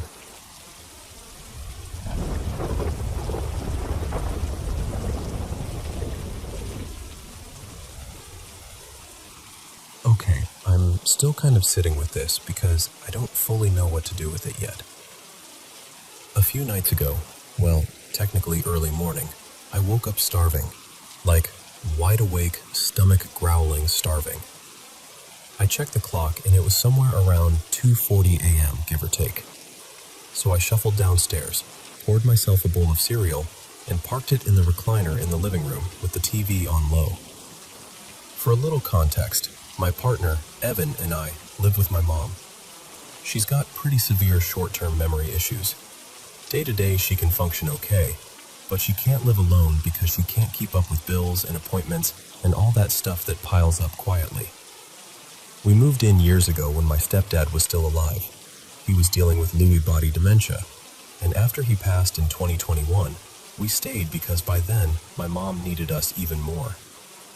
The house is 2 stories, and the layout matters here. When you're sitting in the living room facing toward the kitchen, like the furniture is set up, the stairs are off to the right. There's a landing upstairs that you can't see unless you're standing closer to the staircase. So there I am, half asleep, eating cereal, minding my business. When I hear my mom's voice, clear as anything, call my name. Not muffled, not distant, not like from behind a closed door. It sounded like she was standing right at that upstairs landing, just out of sight, and she called, "Marissa." I froze with the spoon halfway to my mouth. My first reaction wasn't even fear, it was just, oh, she's up. Because honestly, it wouldn't be totally weird. Evan got her this little puppy a couple years ago, and the dog is basically her shadow. Sleeps with her, follows her everywhere, and she'll sometimes get up in the middle of the night to take him outside. Her sleep schedule is flexible. So I just called back, kind of loud because her hearing isn't great. "Yeah?" No answer. So I called again, louder. "Mom?" Still nothing. At that point, I'm thinking she just didn't hear me, so I get up and walk over to the foot of the stairs, still not really alarmed, just mildly annoyed and confused. And there's no one there. I look up. Nothing. Quiet. And here's the thing that immediately felt off. Her bedroom door was shut. She almost never shuts it all the way. We've got cats, 3 of them, and 2 like to sleep in her room, so she usually leaves the door cracked so they can come and go to the litter box. But this time it's closed like she's tucked in for the night. Now I'm starting to get that little prickly feeling in my chest, but I go up anyway. I open her door, and her room is pitch black.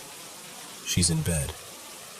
I whisper her name, and she stirs, sits up part way, and it's obvious I woke her out of a deep sleep.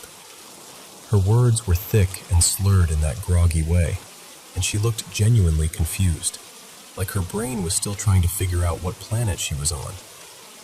I asked her, "What did you need?" And she just blinked at me like, "What are you talking about?" She hadn't been up, not even close. And the biggest giveaway? The puppy. Because every single time she gets up, every time, he gets up too. He's obsessed with her. If she had been out on that landing, even for a minute, that dog would have been right there with her like a tiny security guard. But he was passed out cold on her bed, not even lifting his head. So now I'm standing in her dark room with my stomach dropping, realizing she did not call me. It wasn't Evan either. His voice is deeper, and there's no way on earth I'd confuse him for my mom. But I'm telling you, it was her voice. Not kind of like. Not maybe. It said my name, clearly, at a normal volume, from upstairs. I went back downstairs feeling shaken, like the air had shifted. Animals don't do that for no reason. So I'm sitting there trying to act normal, like I can just unfeel what I'm feeling. I turn the TV up a little, trying to distract myself, and then I start hearing something faint. It sounded like music, or maybe a TV playing in another room. Not loud, just this thin, faraway sound, like it was coming from upstairs somewhere. But my mom's TV was off, and the TV in our room wasn't on either. The house was supposed to be asleep. Even the cats seemed tense, like they were listening too. ears twitching, bodies still, that alert quiet they get when something's not right. And I don't even know how to explain this part except I've always been sensitive. Not in a dramatic way, just in that I notice moods in a room kind of way. I pick up on energy. If something feels heavy or angry or wrong, I usually sense it. But this house? I grew up here. I've lived here forever. And I've never really had things happen here. Most of my weird experiences have been elsewhere. This place has always felt neutral, safe. The only history that makes me pause is what happened when my stepdad was still alive. When his dementia got more advanced, he used to talk about seeing people in the house. Not scary people, just people. And one in particular he called Captain Rook. He described him as this massive man, like 10 feet tall, wearing a tall hat, like something old-fashioned. And he never seemed terrified, more like matter-of-fact about it. We always chalked it up to hallucinations, because Lewy body dementia is notorious for that. But then, years ago, Evan once said he saw a shadow of a very tall figure. Just a shape, but unmistakably tall. I didn't believe him at first. I figured he was half asleep, or his eyes were playing tricks on him. Until one night, also around 3 a.m., I saw it too. Not a full figure in the room, more like a shadow cast against the wall. Tall, still, and the outline of a hat. It lasted only a moment, like a blink, and then it was gone. I remember shaking Evan awake, whispering, "I just saw something." And he barely opened his eyes and mumbled, like it was the most normal thing in the world. "Oh, that's just Captain Rook. He doesn't bother anyone. Go back to sleep." Which is not what you want to hear at 3 a.m., by the way. And that's basically it. That and one time my stepdad's old adding machine started going off even though it was unplugged, which is a whole separate little mystery. But nothing like this. Nothing like hearing my mom's voice call my name from upstairs when she was dead asleep in a dark room with the dog sprawled across her legs. So yeah, I don't know what it was. I don't know what to call it. I just know it happened, and it felt real. And the worst part is that it sounded so normal. Like it was supposed to be normal. Like someone wanted me to come look. And that thought has been sticking with me ever since.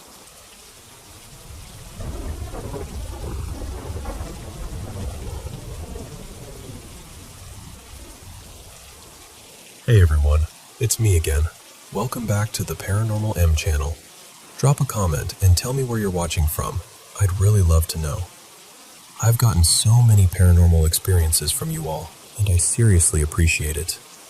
Don't forget to subscribe and turn on notifications so you won't miss the latest videos. Oh, and have you been having trouble sleeping lately?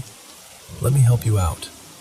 Now follow me, get into bed, turn on your nightlight, and listen to today's paranormal stories. Alright, so I'll start with the basics, because I feel like you kind of need the full picture to understand why this whole thing feels so heavy. I'm a British lad, name's Jamie, and I live with my mom. My dad doesn't stay here full time, but he comes up most weekends to help out, fix what he can, do the dad jobs, you know? We've also got a small zoo going on. 5 dogs now. Used to be more, but life happens. And 1 cat who acts like she owns the entire street. My mom, Elaine, is ill. Autoimmune disease. And not the, oh, she gets tired sometimes kind. I mean properly ill. The kind that takes over everything. My dad, Peter, has struggled with his mental health for years, and he lives with schizophrenia. But he's medicated, and most of the time, it genuinely does help. 5 years ago, we moved into this modern-looking house. From the outside, it looks decent. Clean lines, newer build, all that. But living in it? It's like the place is held together by bad intentions and wishful thinking. The electrics trip for no reason. The taps snap or leak. The shower dribbles through the ceiling like it's trying to rot the place from the inside. The boiler has this lovely habit of dying right when you need warmth the most. When we first moved in, my older sister Sophie lived with us too, but she moved out not long after, barely made it a year. And honestly, sometimes I think she escaped. Not long after that, my mom got sick in a way that didn't make sense. It started with food. Suddenly, she couldn't digest most things. She went from eating normally to living off a small list of safe foods, and over time that list got smaller and smaller, like her body was rejecting the world bit by bit. Then came the extras. Ectopic heartbeats, those awful thudding skips that make you feel like your heart is doing something it shouldn't. Weird bowel issues that no one likes talking about, but it got serious enough that she needed help in ways that still make her feel humiliated, even though it's not her fault. And the doctors? For ages, they couldn't tell us anything solid. It was always stress, anxiety. Maybe you're focusing on it too much. That sort of thing. Eventually, she paid for a private scan because she was getting desperate. And that's when they found something that made everyone go quiet. Her pancreas wasn't functioning properly, like it had basically packed up. And after even more time and more tests, the diagnosis finally came. Autoimmune disease. Just triggered. No clear reason, no obvious cause. It was like something flicked a switch and her body turned on itself. My dad, like I said, has two versions of himself. And I don't mean he's grumpy sometimes. I mean it feels like two completely different atmospheres. One is calmer, helpful, even gentle. The other is sharp and hostile, verbally aggressive, like he's stepping into a storm you can't talk him out of. And the weird part is, sometimes afterwards he barely remembers what he said. People will say, it's the schizophrenia, and maybe it is, but he's on medication that usually works for him, and his dose was adjusted not that long ago, so it still doesn't fully explain why it can flip like a light switch.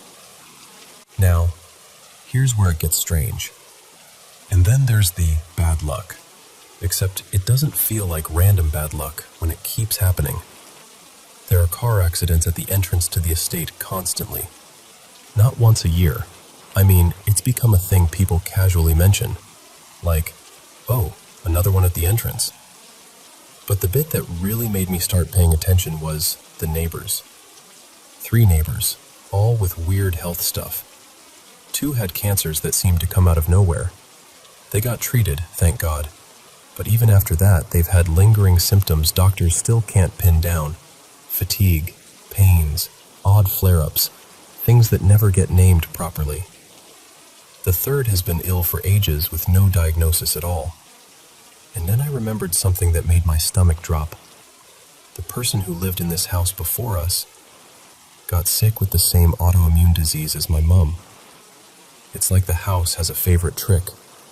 And every year, without fail, around holidays, especially Christmas, everything gets worse. Like joy itself irritates the place. My dad slips into that nasty mood more often. My mom flares up. The house breaks more things. Something always happens. It's almost like it's trying to stop us from relaxing, stop us from enjoying anything. Like it can't stand the idea of peace. We've had strange dreams, too. My mom has this recurring nightmare that she's stuck in this haunted house. Not our house, not any place she recognizes, but it's always the same in the dream. She moves into it, and then she can't leave. Night after night, trapped in the same place. And I've had a couple dreams that felt pointed. Not scary in the usual way, more like being watched. One was a white void, just endless blankness, and in it was a black crow. The whole dream sort of pulled toward its eye, like the dream wanted me to look into it, and the eye was this pale, empty white. It didn't feel like a normal dream. It felt like something noticed me, and then it ended. Another dream, more recent, had us moved into my other sister's old house, but in the dream it was wrecked, dilapidated, like time had chewed it up. I walked into the kitchen and there was this room with no door, just an opening into a gray nothingness. And standing there was this statue, like black armor, a figure shaped like a person but not alive. And again the dream dragged my focus right into its face, where there were these pale markings. And then it snapped off like someone shut a laptop. Around the same time, my mom tried going back to work. Her employer sent her away to a countryside place for 2 weeks. Sort of prove you can do it energy, which still makes me angry thinking about it. She came back stressed, yes, but physically she was okay. No flare-ups, nothing dramatic. And then within days of being back in this house, she flared again. She goes to A&E more than anyone should have to. And every time they reassure her, say her heart is stable, her tests look fine, she's not in immediate danger. But the second she comes home, the fear and depression sink back in, like the house is waiting at the door to grab her again. Now, I'm pagan. My parents are Christian, though they're mostly supportive. My mom used to be pagan years ago too. I do a bit of witchcraft, protective stuff, healing stuff, cleansing. They pray. And sometimes, this is the maddening part, both things help for a little while. Like you can feel the air lighten, and then there was this Friday. My mom was already dealing with ectopic heartbeats again, but earlier in the week they'd eased off. The night before Friday, I did a healing ritual. Quiet, focused, the kind where you don't even tell anyone because you don't want the skepticism in the room. And when she woke up the next morning, she'd actually had a break from the heart weirdness. Not perfect, but better. Friday afternoon, one of our dogs, Bran, he's normally fearless, started trying to get outside to go toilet. Nothing unusual. Then suddenly he froze, and he started yelping, proper panicked, high-pitched screaming like he'd seen something that terrified him. He bolted to the front door, scratching at it like he wanted to escape the house itself. And when anyone tried going outside, he freaked out even worse, like the outside was dangerous too. We rushed him to the vet, thinking maybe a seizure or pain or something. They found nothing. By the time we brought him home, he was basically normal again, tired, shaken, but physically fine. But the stress of it hit my mom like a brick. It re-triggered everything. The ectopic heartbeats came flooding back, constant, melting, one after another. And it felt so cruel because it was like something waited for the exact moment she'd started improving, and then shoved her back down. And ever since we started talking about what might be going on, since we started connecting dots, saying it out loud, things have ramped up again. Like it doesn't want us looking too closely. Like it's trying to drown us in noise so we stop thinking clearly. That's the part that gets under my skin most. The timing. The way it all feels reactive. I don't think it's a normal ghost story. It doesn't feel like a spirit in the hallway. It feels more like something vindictive and clever. Something that nudges reality sideways. Sometimes I wonder if it's something like the Fae. Something old and petty that doesn't care about human suffering.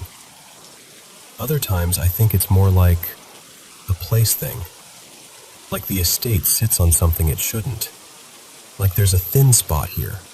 A doorway or overlap or whatever you want to call it. And maybe it isn't even one thing. Maybe there are several weird forces in the area, and the one messing with my family isn't the same one twisting the weather. I don't even know what I want from telling you all this. Part of me wants someone to say, yeah, that sounds like this. Like there's a name for it and a way to deal with it.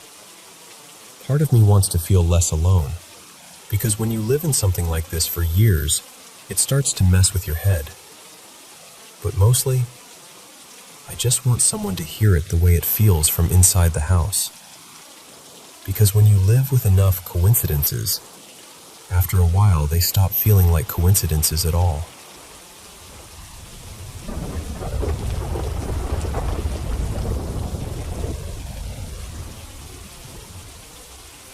So, I'm 26, and I live in the Netherlands.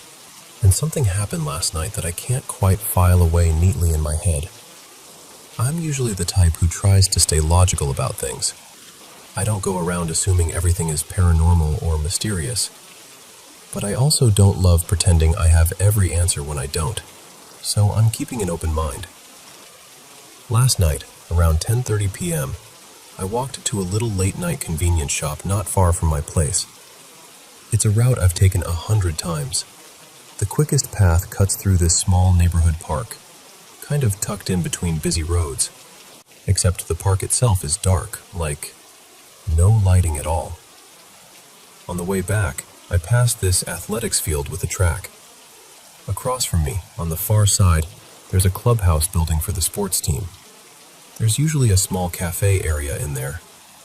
I was near one end of the track, and the building was stretched along the long side opposite me, a good distance away. I came out of this patch of trees, like a wooded strip, and stepped into the open part near the track. And that's when I heard it, a whistle behind me. It wasn't super loud, but it was clear enough that my body reacted before my brain did. I turned around right away, and there was no one. No footsteps, no shadow, no movement, nothing. I told myself, okay, maybe someone's walking a dog back there, because that would at least make sense. But then, a few seconds later, I heard laughter coming from the same wooded area. It sounded like a woman's voice. And I want to be careful here, because the laugh itself wasn't like a movie evil laugh or anything. It was pretty normal on the surface. But there was something in the tone that made my stomach tighten. Like it didn't match the setting. Like it carried in a way that felt wrong for how empty it looked. That's the part that really got me. So I started walking faster, aiming straight for the exit closest to the clubhouse building. And then, this is where it gets weird. Suddenly I heard birds.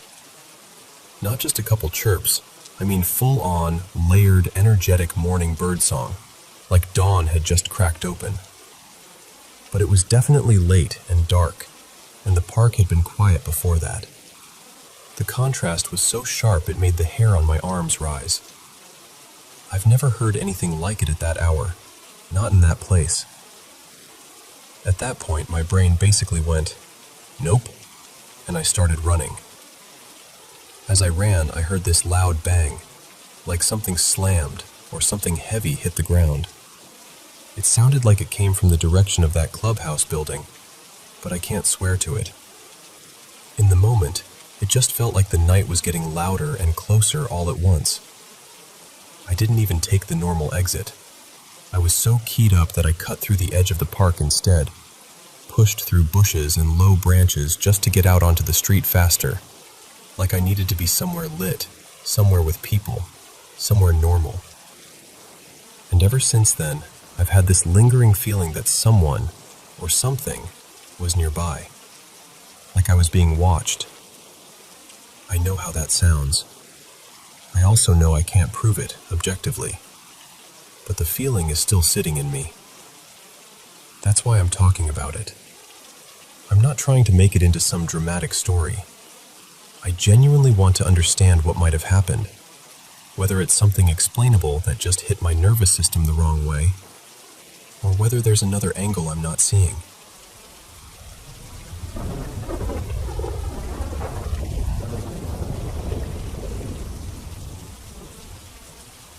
So, I live alone in a small apartment, just me, and for the past few months, something has been happening in my room that I can't fully explain. I don't even know how it started. I just know it shows up the second I have a sudden emotion, like a quick spike of stress, irritation, even excitement. It's like my body flips a switch and boom, it's there again. And when it happens, my whole body feels heavy, like someone stacked weights on my chest and limbs. My legs, especially my feet, start tingling like crazy, and my breathing gets shallow. It's not just, I'm freaked out. It's physical. I can feel it. Most of the time it starts with the bed, not shaking violently, nothing dramatic like in a movie, but enough that I can feel it through the mattress. And the second I notice it, I'm like, okay, here we go again. Then I'll catch movement out of the corner of my eye, like a small warped spot in the air, almost like a see-through smudge or an orbish blur. If I stare too hard, it's faint. If I stop trying to stare, I'll see it dart across the room like it doesn't even care if I notice. And here's the part that makes me angry. Not scared. Angry. Because whatever this is, it feels intrusive. Perverted. I'm not going to get graphic, but it tries to mess with my personal space in a way that makes me feel violated. Especially when I'm lying down. Like I can't even relax in my own bed. I can't watch a show, scroll my phone, just exist peacefully, because it's like it's waiting for me to get comfortable so it can start up again. And I want you to understand something. I'm not sitting here trembling in fear. I'm just beyond fed up. It's been, around 3 months now? And I'm exhausted. I've tried everything I can think of. I've saged the room more than once. I've lit incense. I even tried meditating, thinking maybe if I calmed my body down it would stop. Except weirdly, when I tried that, it felt like it got more active. Like it noticed. Like it leaned in closer. And it's not only the sensations, it messes with my head. My face gets hot, like flushed heat, and my body buzzes like light static. And then the worst part. My thoughts start drifting in directions I don't want. Like it tries to shove itself into my mind. It's not like I'm choosing it. It's like, the more I notice it, the more it stays, and the more my brain gets hijacked. What's maddening is this. If I'm distracted, really focused, like cooking or deep into a task, sometimes I don't register it, and it backs off. Not because it's gone, but because my attention isn't feeding it. That's what it feels like. Like awareness is the hook. I've prayed too. A lot. I'm not even trying to make this into some dramatic religious thing, but I've straight up said out loud, in Jesus' name, leave. I've rebuked it. I've begged. I've pleaded. I've tried being calm. I've tried being forceful. And it just keeps coming back. Some nights I get so frustrated I feel like I could scream. Like I want to rip the whole bed apart and start over somewhere else. I've had moments where I'm just pacing, furious, thinking, this is my home. This is my body. You don't get to do this. And when it finally backs off, the change is immediate. The whole room feels lighter. Like someone opened a window inside the air. My chest doesn't feel crushed anymore. My face cools down. My thoughts clear up. And I'll just sit there thinking, oh my God, that's what normal feels like. But when it returns, it's like getting shoved back underwater. So yeah, that's where I'm at. Tired. Angry. Over it. And I'm saying this honestly. I don't know if this is something paranormal, psychological, stress-related, or something else entirely. But I do know it's real in the sense that I'm experiencing it, and it's pushing me to my limit. If you're listening and you've ever dealt with something like this, whether you call it anxiety, sleep issues, trauma responses, spiritual stuff, whatever, please, I just need something, a direction, a foothold, because I'm trying to keep myself grounded, and I don't want this to keep stealing my peace.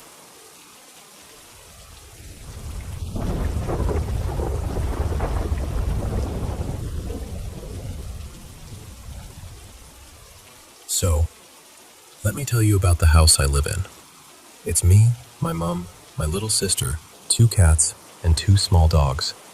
Basically a full house, in every sense. A few years back, maybe 3-ish, we moved. We picked this newer place, one of those homes that's attached on both sides. Like, our house is right in the middle, with a neighbor on the left and a neighbor on the right. It felt perfect at the time. Clean, modern, not full of history, you know? When we first moved in, nothing felt off. It was just a normal house. Back then, we didn't even have the 2 cats we have now. There was another cat, Milo, who we had for years and who passed away last summer.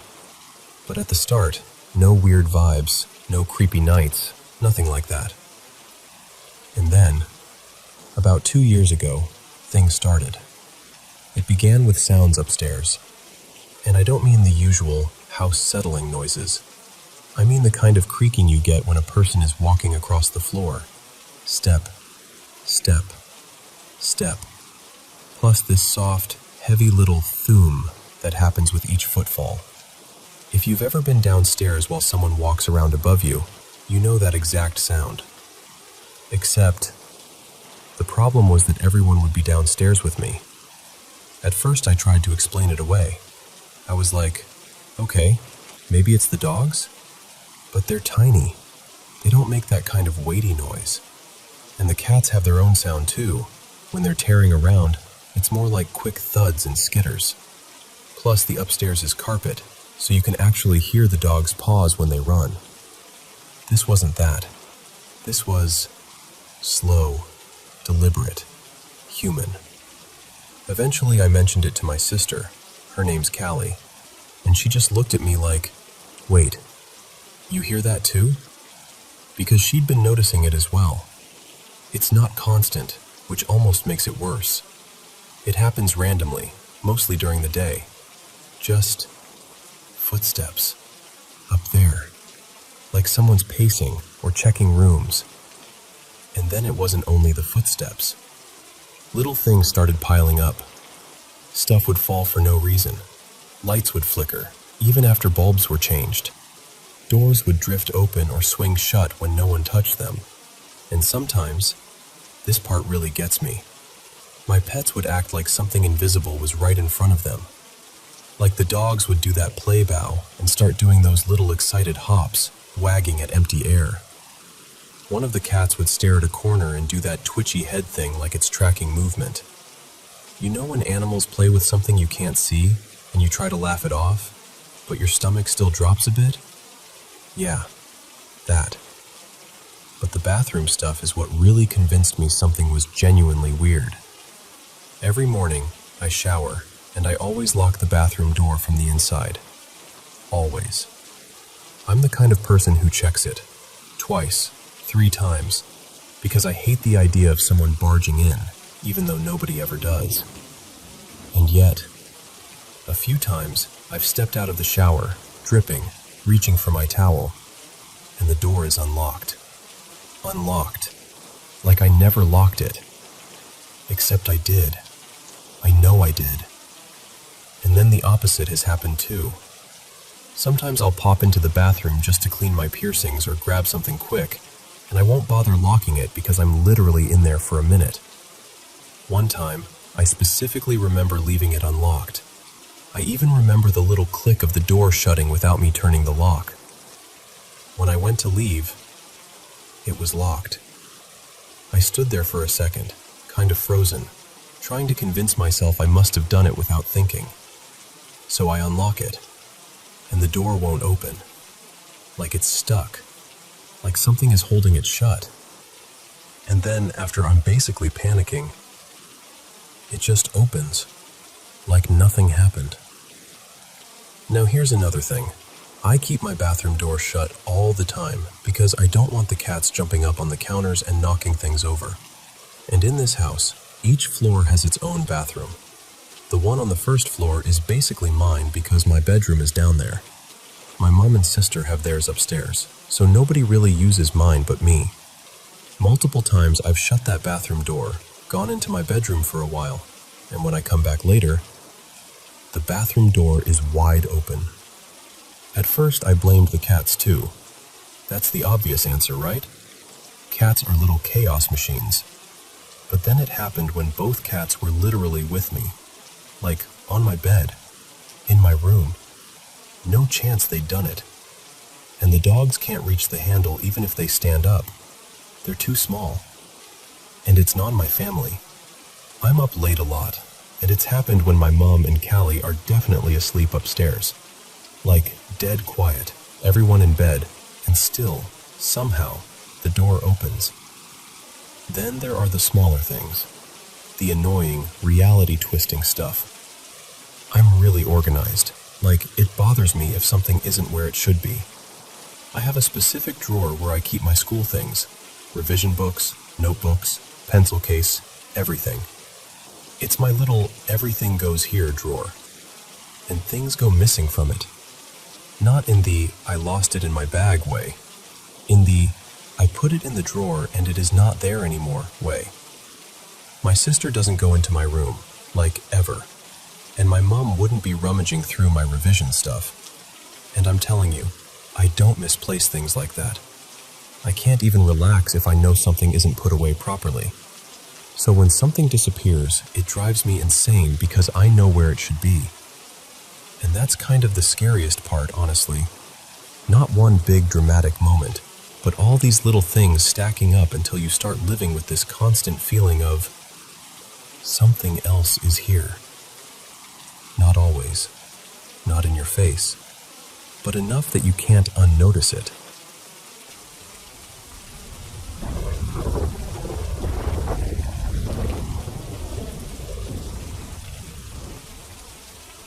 So, the other day I was scrolling and saw someone talking about a mimic, and it hit me like a little mental whiplash, because I have a story that still gives me that cold, betrayed feeling in my chest when I remember it. Okay, quick setup because it matters. Back in 2019, my partner and I'll call him Eli, rented this small place in Washington. It was in a noisy area, like freeway close. You know that constant hum where even quiet never feels truly quiet? And the house sat across from a stretch of land that always felt a little too open and watchful at night. We worked opposite shifts, so there were days where we barely overlapped at all. This was one of those days. I got up, went to work, came home, and crashed without ever seeing him. We had 2 dogs back then. Big, sleep in the bed, no negotiation types. They always stayed glued to me until Eli came home, and then they'd do their whole routine. Jumping down, dancing around him, acting like he'd returned from a war instead of a shift. So that night, I'm dead asleep, and I wake up to the dogs launching off the bed.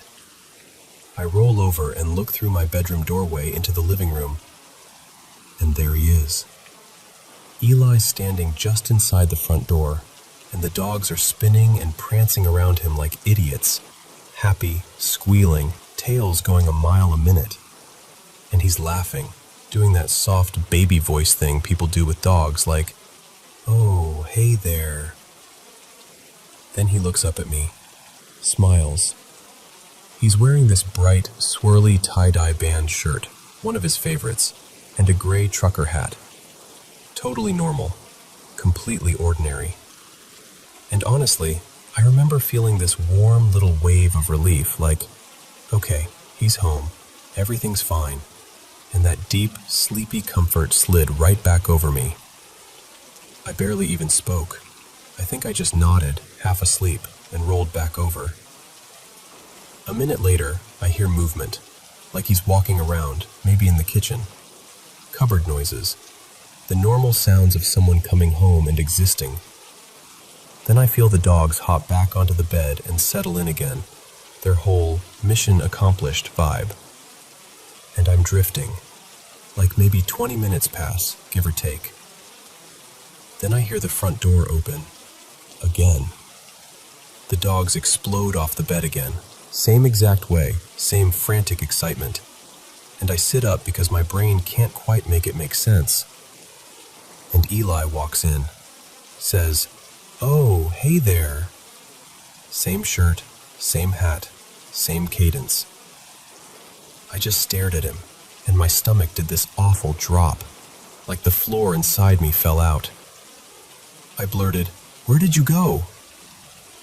He pauses and gives me this confused look. "What do you mean?"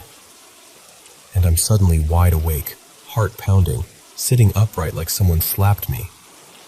"No, where did you just go? You were already here." And he kind of laughs, but it's the nervous laugh you do when you're not sure if someone's joking. "Babe, I didn't go anywhere. I just got off work." That's when the fear really hit. Not like a jump scare fear, more like a creeping, crawling wrongness. Like my skin didn't sit right on my body anymore.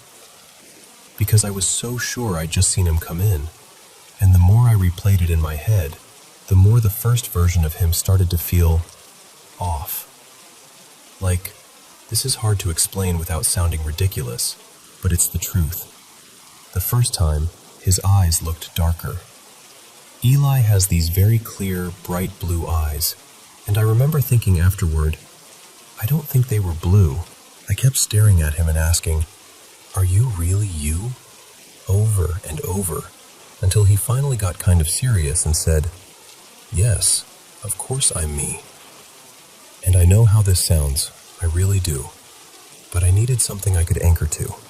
So I asked him to tell me something only we would know, something private, something no one else could guess. And he answered correctly, immediately, no hesitation. I didn't even relax though, I just felt shaken in a different way. Like, okay, so maybe he's him now, but what the hell was I looking at earlier? That night we made up a safety phrase, like a ridiculous little password, but we treated it seriously. Something we could use if either of us ever had that gut feeling again, like, prove you're you. And I remember saying out loud, quiet but firm, like I wanted the walls to hear it. Something like, "Don't do that again. Mimicking isn't welcome here." I know how it sounds, but I also remember the feeling, and it didn't feel like a dream. It felt like being fooled right to your face. And honestly, that was only one incident in that house. That place was active. After a while, the paranormal stuff almost became routine, which is a weird thing to admit. But it wasn't just me and Eli. Friends who stayed over had experiences too. People would come in skeptical and leave kind of quiet. Later on, we learned some heavy history about the house. Supposedly, a baby had passed there years earlier, and there'd also been another tenant who died there too, an overdose. I can't prove the stories, obviously, but hearing them didn't exactly make the place feel lighter. While we lived there were nights where it felt like something toyed with us. I had my hair gently tugged like someone was standing behind me. Objects would move, or get knocked, or, once, something got tossed in our direction like it wanted us to know it could. And I'm not talking, maybe it slid. I mean the kind of motion that makes your brain go blank for a second because it doesn't fit the rules. I even saw an apparition once, clear enough that I still remember exactly where it stood, like a stain in the air. But that night, him coming home twice, that's the one that sticks with me in a very particular way. Because it wasn't just scary, it felt personal. It felt like something borrowed the shape of someone I love and tried it on, just to see if it could. We moved away years ago, and I'm grateful for that. But every now and then, I'll see someone else mention a mimic, and it's like my body remembers before my mind even catches up. And if you've ever had something similar happen, if you've ever had that moment where someone looks right, but doesn't feel right, I just want you to know, you're not alone in it. I don't know what it was. I can't give it a neat label. I just know what I saw, and I know how wrong it felt.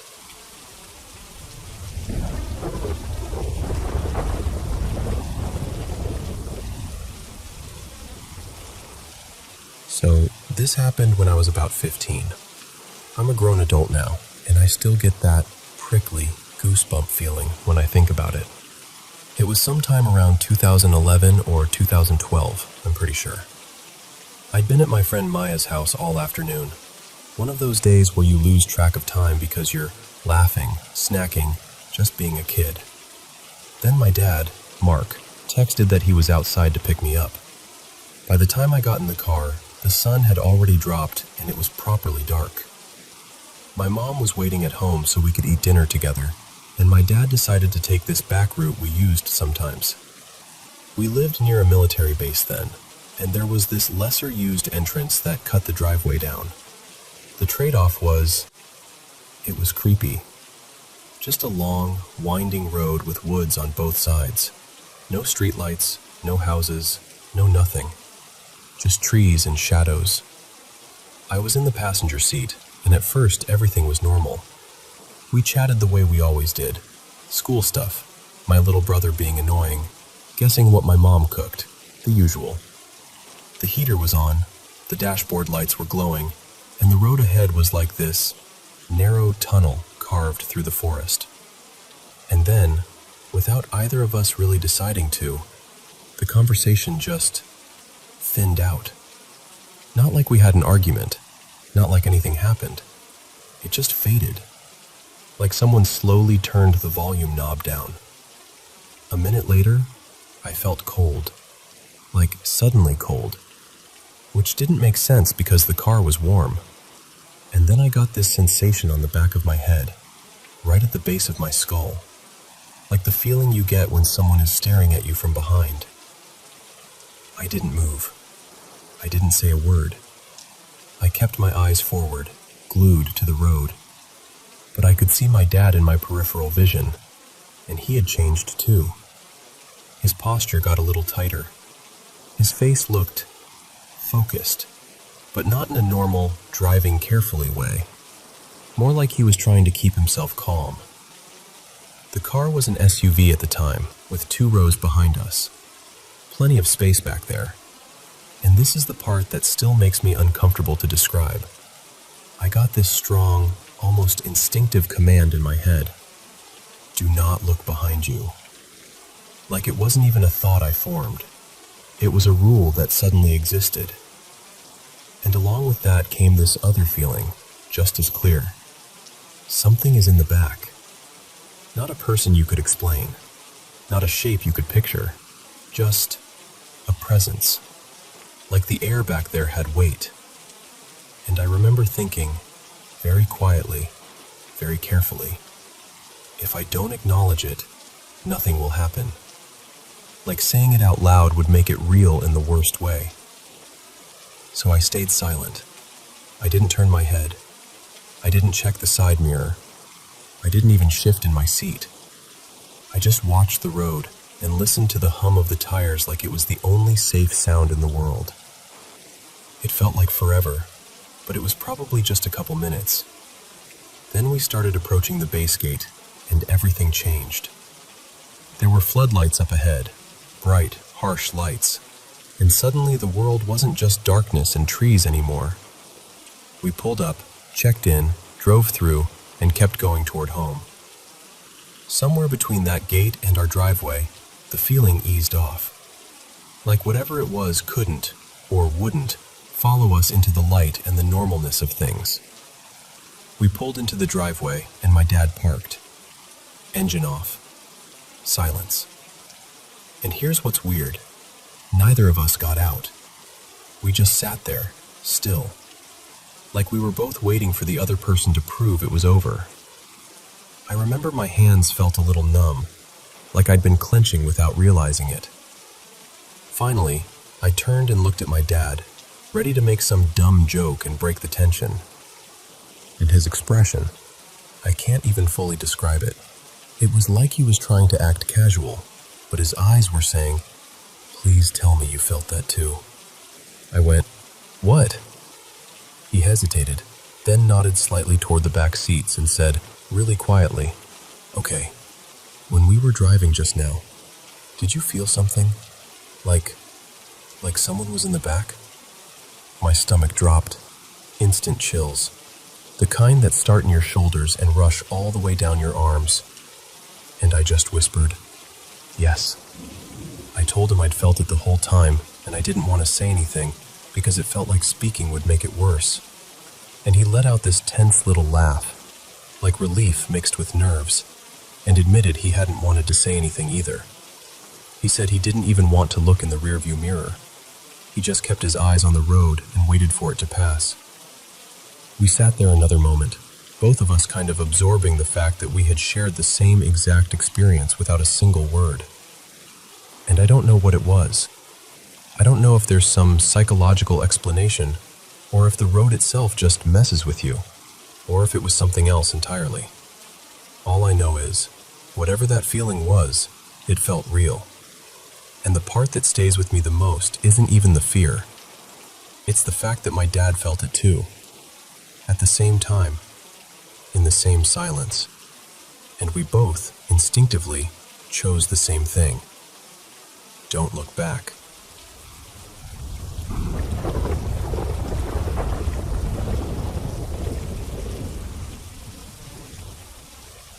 Okay, so a bunch of people have been asking me to tell more stories about my family, and honestly, I get it. Because the truth is, my family's always been tuned in. Like, we've got gifts. We pick up on things. And sometimes, that means things pick up on us. So let me tell you about the time we lived in this condo that was absolutely, unmistakably, haunted. And I don't mean, oh, the vibes were weird. I mean stuff happened. Constantly. First of all, my body knew before my brain did.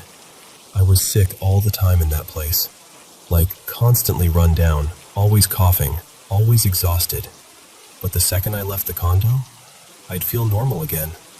It was like my health came back the moment I crossed the parking lot. And there was this one presence in particular. And I'm telling you right now, it had an attitude. Like it wanted smoke with me specifically. And I used to laugh about it because I was the only black person in my family living there at the time. So I'd be like, oh great, we got a hateful little ghost too. Cute. Like an equal opportunity menace.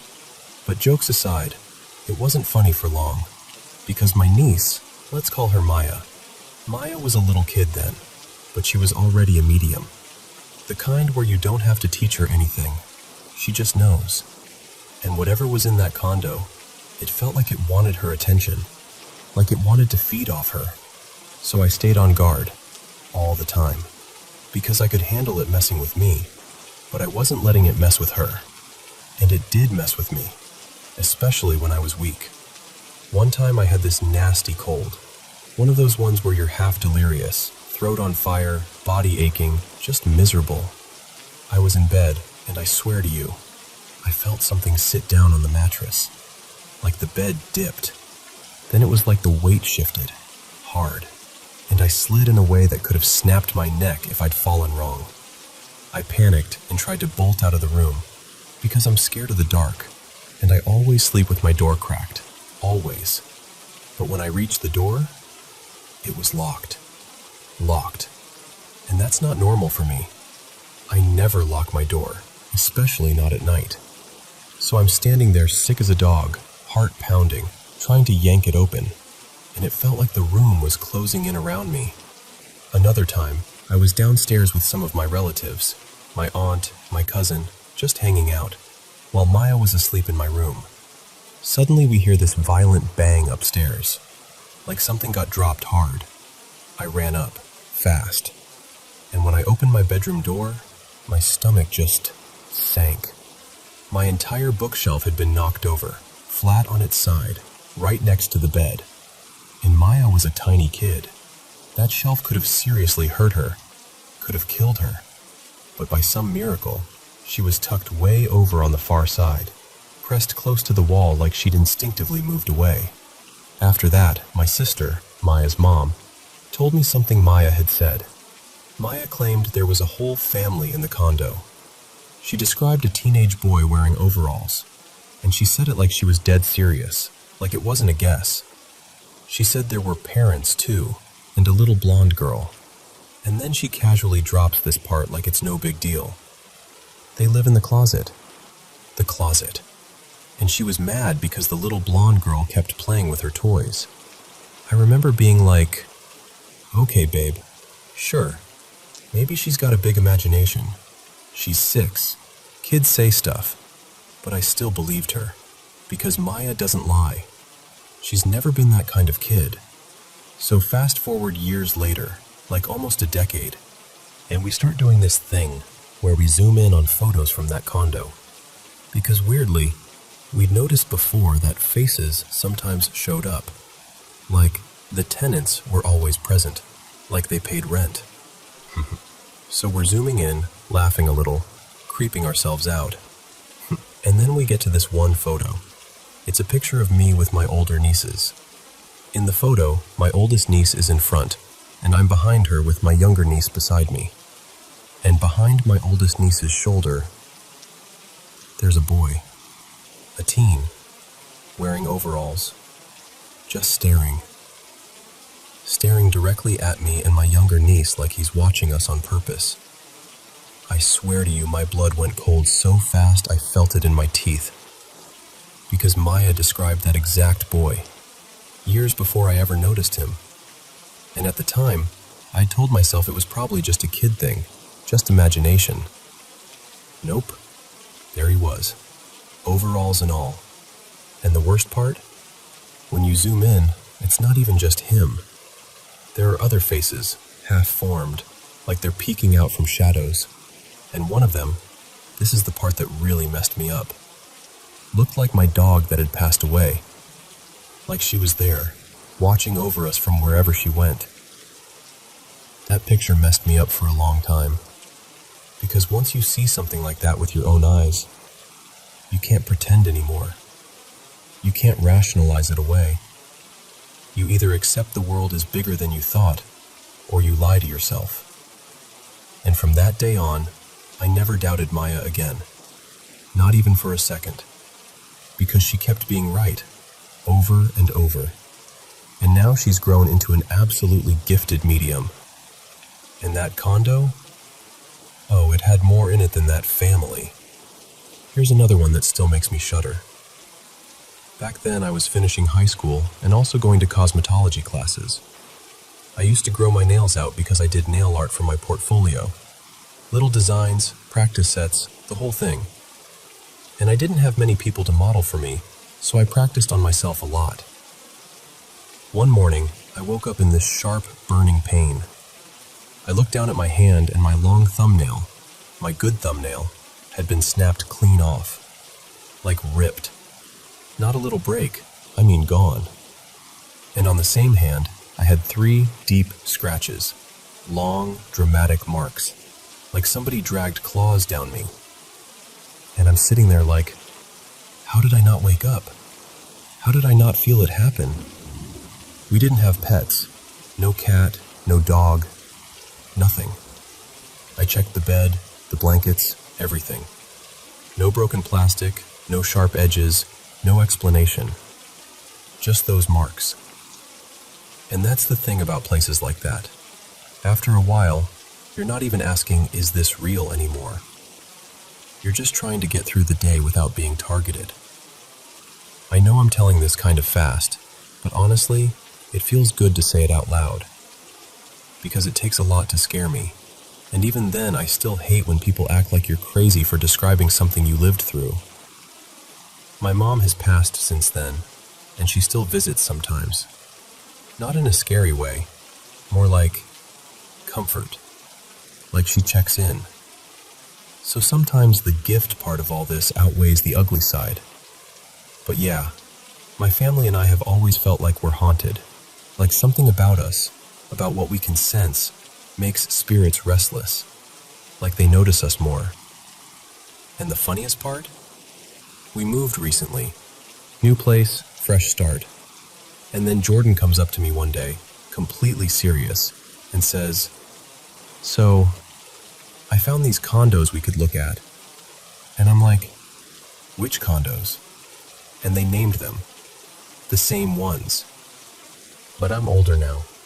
I'm not just scared. I can identify what's happening. I can feel manipulation when it tries to sneak in wearing a normal face. So no, we are not going back. Anyway, keep it spooky, because I've got plenty more. And trust me, this one was one of the lighter stories.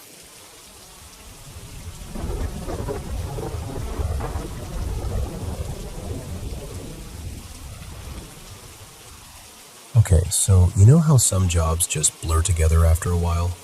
That's basically my life. I supervise new builds, which means I'm usually the first person unlocking the place in the morning and the last one locking it up. And I'm used to catching the usual nonsense. Missed outlets, half-installed fixtures, tools abandoned in weird spots, breakers left in the wrong position. All of it. After enough houses, you stop being surprised. But this one actually got to me. So I'm walking a house that the electricians, supposedly, wrapped up late yesterday afternoon. Nothing fancy, just my normal routine. Check the fixtures, test outlets, scan for trash, jot down punch list stuff. I'm moving room to room, kind of on autopilot, and I end up in one of the back bedrooms. Smaller one, with a view of the lot line and a muddy little backyard because it rained the night before. Anyway, I go to check the closet, and the closet light is on. Not like, oh, they forgot to shut it off, because that happens. It was more the vibe of it. Bright, steady, almost too clean looking for a dusty, unfinished closet. But whatever. I reach for the switch outside the closet and flip it. Nothing. I flip it down, up, down again. Still nothing. No click feel change, no flicker, no dimming. Just the light stays on like the switch doesn't even exist. So I'm thinking, okay, maybe someone wired it hot by mistake. It happens. Rare, but it happens. And I'm already annoyed because that's not a later fix. That's a get back here fix. I step into the closet and go to unscrew the bulb, just to kill it and prove the point. And when my fingers touch the bulb, this is the part I can't shake. It's cold. Like room temperature. Not even a little warm. No heat at all. But it's still lit. Bright as anything. I just freeze for a second, because my brain's trying to file it away under electrical weirdness. But nothing about that makes sense. Even an LED gives off some heat when it's been on. And this thing looked like it had been on for a while. So I back out and call the lead electrician. His name's Marcus. Good guy, dependable, not the type to mess around. I tell him, hey, there's a closet light in the back bedroom that's stuck on. Switch doesn't work. I think it's wired wrong. There's a pause, and Marcus goes, that bedroom doesn't have a closet light. We didn't rough one in. There's no line in that closet. And I'm literally standing there staring at a working light. So I'm like, Marcus, I'm looking at it right now. He swears up and down. No, there's no fixture on that plan. No wire run. Nothing. He even tells me which circuits they tied in that side of the house. Says if I'm seeing a light, it didn't come from them. I'm standing there with my phone in my hand, and I decide, fine, picture. At least then I'm not arguing about something that sounds like I'm losing it. I step back into the closet, lift my phone, and the light is off. Just off. Completely dead. Like it never existed as anything other than a cheap little fixture screwed to the ceiling. I hit the switch again. Nothing. I try it slow, I try it fast, like that matters. Still nothing. I put my hand on the bulb again. Still cold. No hum, no faint flicker, no sign it ever had power. And I just stood there. Not for a second. Like a full minute, maybe longer. Just staring at it, trying to force some explanation to appear. A loose neutral? Backfeed? Somebody on site messing with me? But I was alone. The house was quiet. No radios, no footsteps, nothing. But I can't explain what happened in that closet. And the part that makes it worse is, later, I went back. After lunch, I walked straight to that same bedroom like I was daring reality to do it again. Same closet, same fixture, still off. Switch still dead. I even checked the panel. Breaker positions looked normal. No power to that switch. No reason that light should have ever turned on in the first place. I didn't tell the builder. I can already hear how it would sound. Hey, so, funny thing. Your house has a light that turns itself on even though it's not wired. Yeah, no thanks. I don't need to be known as the supervisor who thinks a closet is haunted. But I'll tell you this, something about that moment stuck with me. The way it felt, how suddenly it changed, how certain I was of what I saw. I've replayed it over and over, trying to poke holes in it, trying to make it make sense. And I still can't. It was just wrong. Like the house blinked. Like it showed me something for a second and then decided it didn't want to be caught.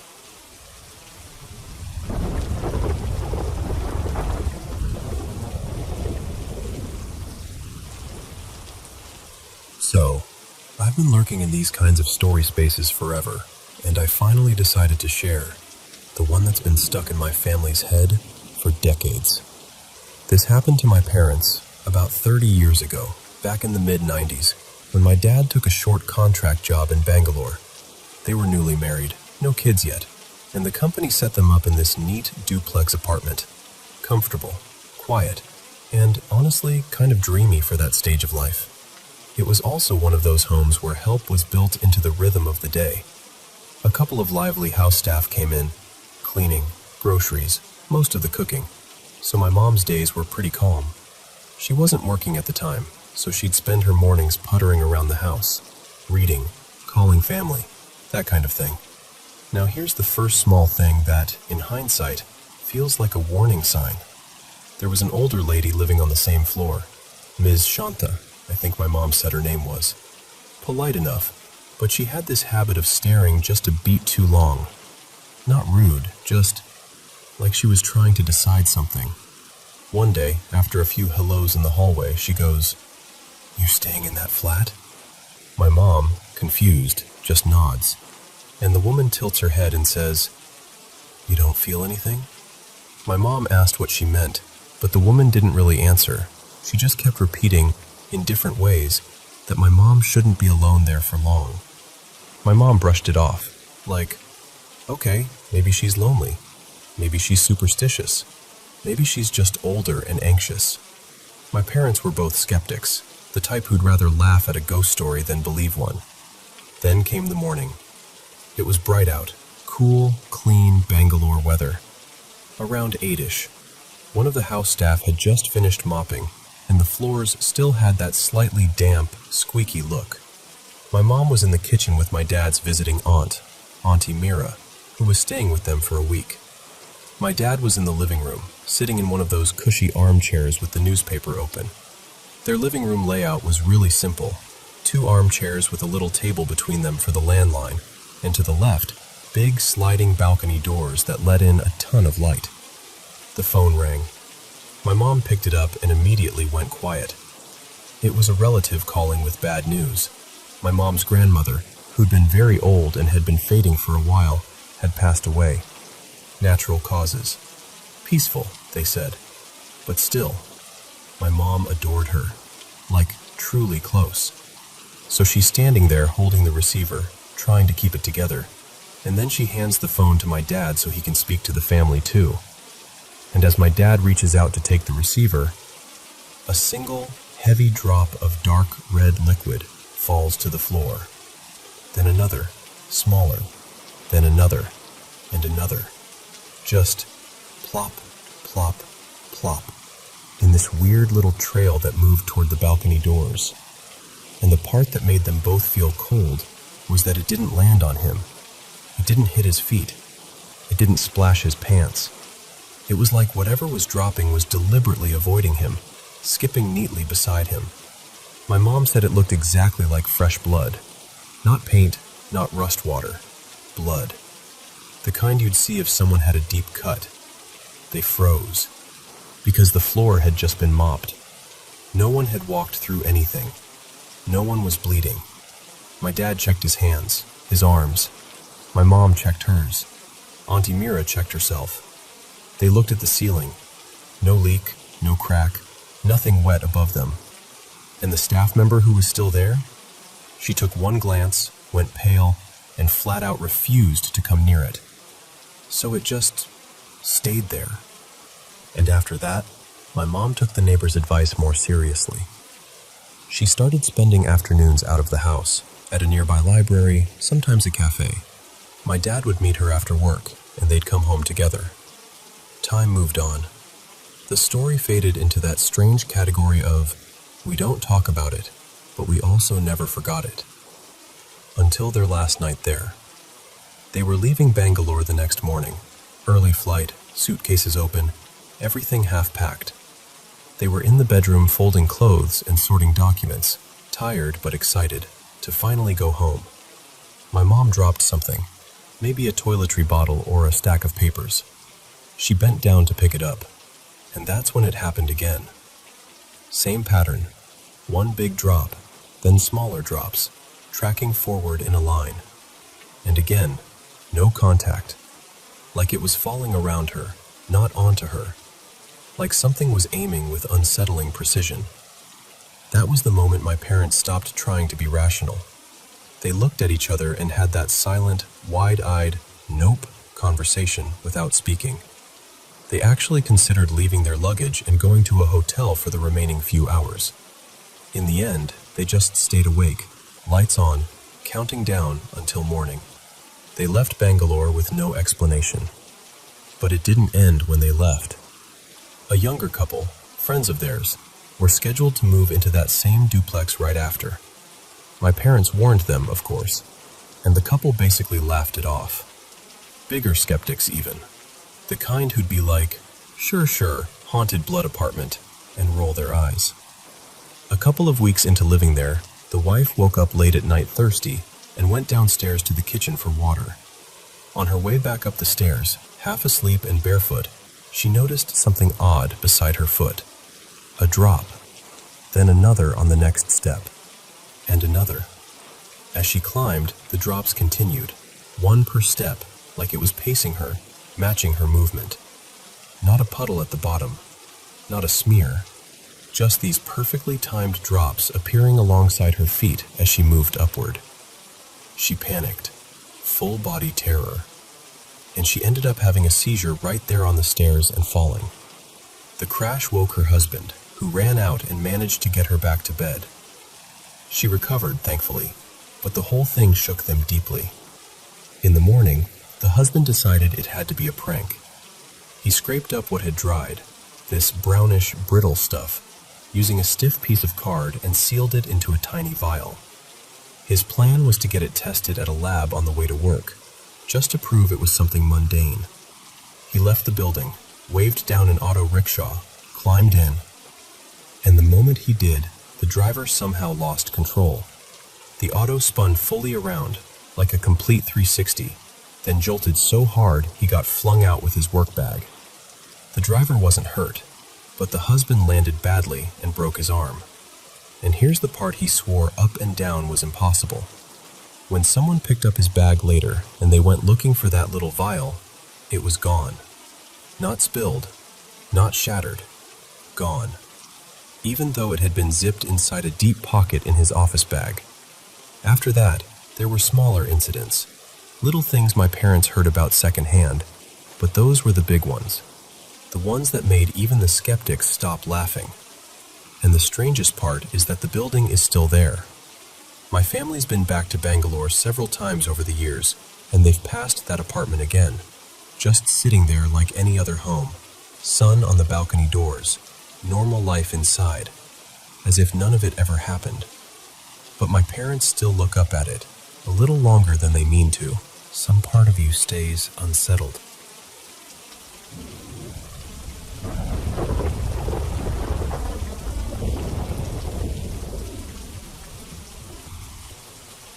So before I tell you any of this, you have to understand, I've never been a ghost person. Like, I love a creepy story. I'm totally open to the idea that the world is full of things we can't explain. But my default setting is skeptical. Logical. I'm the kind of person who needs a reason that makes sense before I let myself call something paranormal. My partner, let's call him Ethan, is a little more open to it than I am, but not in an intense way. He's heard enough odd things in his life to keep a small part of his mind cracked open. His mom has a couple stories that still give her chills. And Ethan had one experience years ago that he still can't explain. But it's not like he walks around talking about spirits all the time. We're both spiritual in that energy is real kind of way. We believe people leave imprints. We believe grief changes a space. But I still struggle to look at anything strange and go, yep, ghost. And honestly, I never had a personal reason to even consider it. Until my dad died. It was late 2022, and it wasn't peaceful. It was sudden and painful and complicated. He'd been struggling hard for a long time. Depression, alcoholism, the kind of sickness that doesn't just live in the body but kind of sinks into a person's whole presence. Losing him cracked something open in me, but even then, I tried to stay grounded. Grief does weird things. Brains do weird things. Houses creak. That's what I kept telling myself. Then, about 5 months after he passed, something happened that still makes my stomach tighten when I think about it. I woke up dead asleep, right in the middle of the night, with that unmistakable feeling of someone being there. Not like a noise, not like a dream, like a weight in the air. Like I was being watched, not in a creepy, predatory way, but in a way that made my skin go cold anyway. And I swear, in the darkness, I could make out this not fully formed shape. A shadowy figure standing close, too close, right beside the bed, like it was leaning over me. I couldn't see a face, nothing clear, just presence. It didn't feel evil. It didn't feel angry. But it felt heavy, lonely, sad. The way my dad's energy used to feel near the end, like someone carrying too much. I remember being scared, just instantly, and the moment I felt that fear spike, it was like it backed away. Like whatever it was recognized, oh, you're not ready. The next day I told Ethan, and he didn't laugh, didn't brush it off. He just listened and said quietly, I believe you. And we moved on, because what else do you do with something like that? Around that same time, Ethan opened up about the thing that happened to him years earlier, long before we were together. He told me about his ex, Maya, who died from an overdose. She'd been trying, apparently. She'd gotten clean, slipped, and then it happened while she was alone, in some random place, with people who weren't really her people. She was only in her early 20s, and Ethan was dating her when she passed. He said a while after her death, he was in bed one night, half asleep, and he heard the front door open. You know how you can recognize someone's routine without even thinking about it? The little sounds. Keys, shoes, a bag set down. He heard all of it and assumed it was his girlfriend at the time getting home from work, and then he fully woke up. His girlfriend wasn't home. She was still at work. He told me it wasn't scary. It didn't feel malicious. It felt familiar, like someone passing through, not trying to haunt him, just trying to be close for a second. So between my experience and his, we had this unspoken understanding. Maybe there's more out there than we know, but we didn't obsess over it.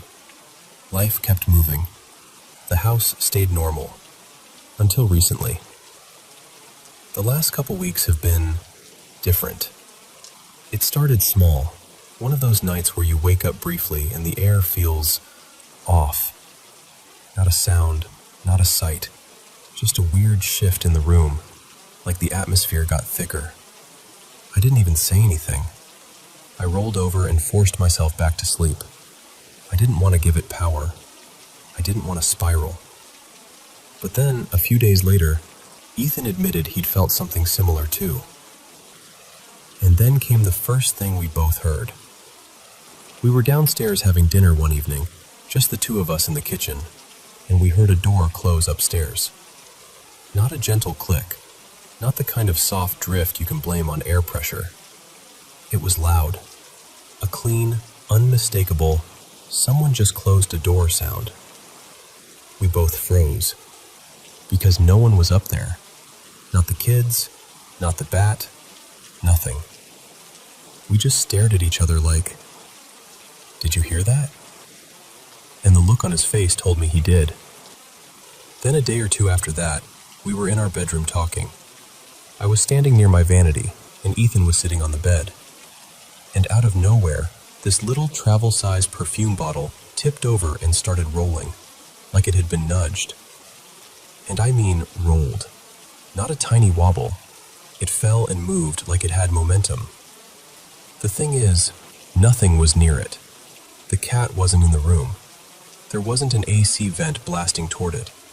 The surface wasn't uneven. I checked. I stood there staring at it like I was trying to force physics to confess. Ethan laughed in that nervous way people laugh when they don't know what else to do. And he goes, "Well, okay then. Guess we've got a roommate." We joked, but it wasn't really funny. Because I'm telling you, there are weird moments you can talk yourself out of. And then there are moments where your brain runs through the entire list of explanations and comes up empty. Then, last night, we're watching a movie. And of course, it had to be a scary one. We're already on edge, already doing that pretend we're not scared thing. And suddenly the TV glitches, just for a second, and then it exits out of Netflix and opens a completely different streaming app. Not buffering, not a pause, not like someone hit back once. A whole other platform opens up like someone intentionally navigated there. Neither of us had the remote in our hands. It wasn't even within reach, and no one else was in the room. We just sat there in silence for a beat, and then Ethan goes, very quietly, "Okay, that's new." And here's the part I keep remembering in hindsight. About 2 weeks before all of this, we had this episode with the lights. Not a normal flicker like, "Oh, power surge." It was this eerie, repeated dim and brighten, like someone was playing with a switch, just enough to make you look up and go, "Wait, what was that?" The kids noticed too. Everyone got that uncomfortable little laugh going, like, "Haha, okay, weird." And then we moved on. But now it feels like that was the first tap on the shoulder. It feels random. And the strangest part is, whatever this is, it doesn't feel evil.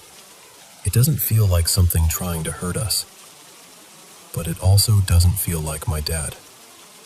And it doesn't feel like Maya. It feels unfamiliar. Like something or someone trying to be noticed, but not necessarily trying to be understood. I did get a tarot reading recently where the reader said an ancestor was trying to connect, but even that doesn't quite fit the vibe. It's hard to explain. It's like the energy doesn't feel personal.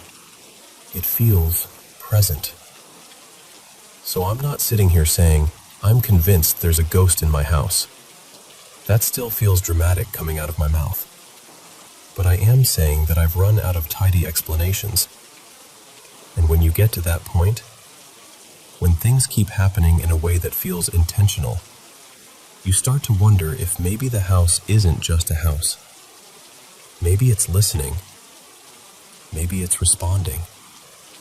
Or maybe something else is.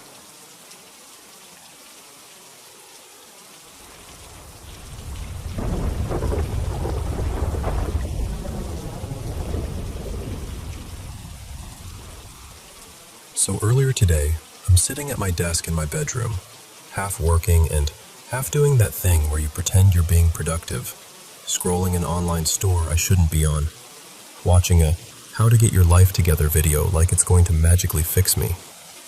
And then it hits. That sudden, heavy exhaustion. This has happened to me before, every now and then. It's like my body decides it's done for the day before my brain gets the memo. I'm not frozen or anything, I can move, but everything becomes absurdly heavy, like I'm made of wet sand. My eyelids start pulling shut on their own. My breathing gets slow and deep, like I've already fallen asleep, but my mind stays awake. And the weirdest part is, my thoughts don't race, they don't wander, they just stop. It's just quiet awareness, no commentary, no inner dialogue, just me existing. Which is so ironic, because anytime I try to meditate on purpose, my brain acts like a caffeinated squirrel. Usually I'm out within a couple minutes, but this time was different. I lay back, eyes closed, letting the heaviness take over. And then, this sudden bright flash, like someone took a photo right in front of my face. It only lasted a second, but it was sharp enough that my awareness kind of noticed it in the way you notice something without reacting. I think there might have been a second, softer flicker after, but the first flash is the one that really stuck. I didn't move. I didn't even think much about it. I was too tired to care. I just kept breathing slowly, waiting for sleep to finally pull me under. And then, I heard a voice. Not with my ears, inside my head, but it was so distinct that it felt like it came from a real spot in the room. To my right, and a little above me. Which is especially strange because my bed's up against the wall, so there's not exactly a lot of space over there. It sounded like a man. Definitely not my voice. And it wasn't English. My brain immediately tagged it as maybe Japanese, which is wild because I don't speak Japanese. I've never studied it. I don't even know enough to confidently recognize it. But that was the instant impression, like my mind slapped a label on it before I could argue. What I think he said, just phonetically, through my very English-speaking brain, was something like, "Hey yo shinna." It was fast, like one smooth unit, the way a native speaker tosses something off without effort. And I couldn't tell if it was one word or a short phrase, because it was over so quickly. The shock jolted me like an electric current. I snapped my eyes open and grabbed my phone immediately, and typed it out because I was afraid I'd forget the sound of it. And after that, I tried to sink back into that heavy, drifting state again. But it was like the exhaustion had been switched off. Gone.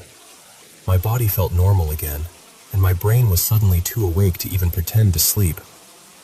Later, I told my friend Mia about it, just to hear myself say it out loud, because the whole thing felt so unreal.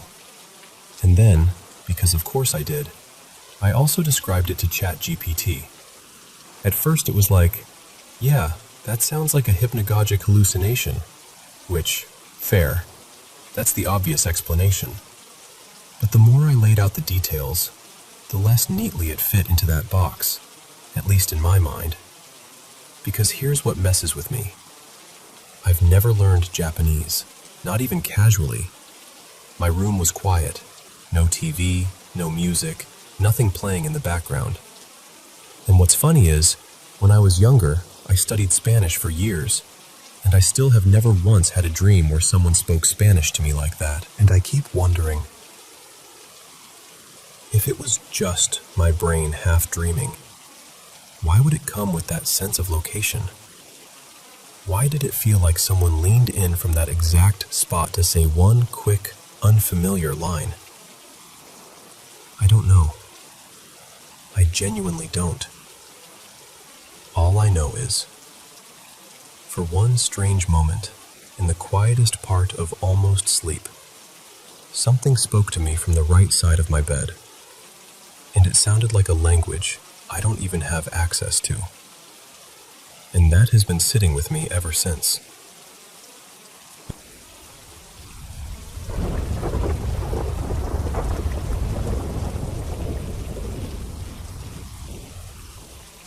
So, I've had a couple of experiences that still make my skin prickle when I talk about them, and somehow they all seem to point back to my grandfather, my dad's dad, who was gone long before I ever had a chance to meet him. He died when my dad was little, around 8, I think, and my dad, Graham, didn't talk about him much. Not in a dramatic, never speak of this again kind of way.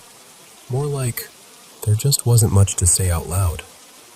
But every now and then, when I was growing up, he'd mention him. He'd tell me he'd served in World War II, and that tiny bit of history felt like a thread I wanted to tug on forever. Graham and I both had this quiet fascination with that era. Here's the thing. I have this memory that is too vivid to be fuzzy nostalgia. I'm a kid, maybe 5. I'm in my dad's little office space, the one that always smelled faintly like paper and dust and whatever cologne he wore back then. He's showing me a photograph, black and white. A young man in uniform, leaning casually against a railing like someone snapped the picture during a break. Like he was trying to look relaxed, even though the uniform made everything feel serious.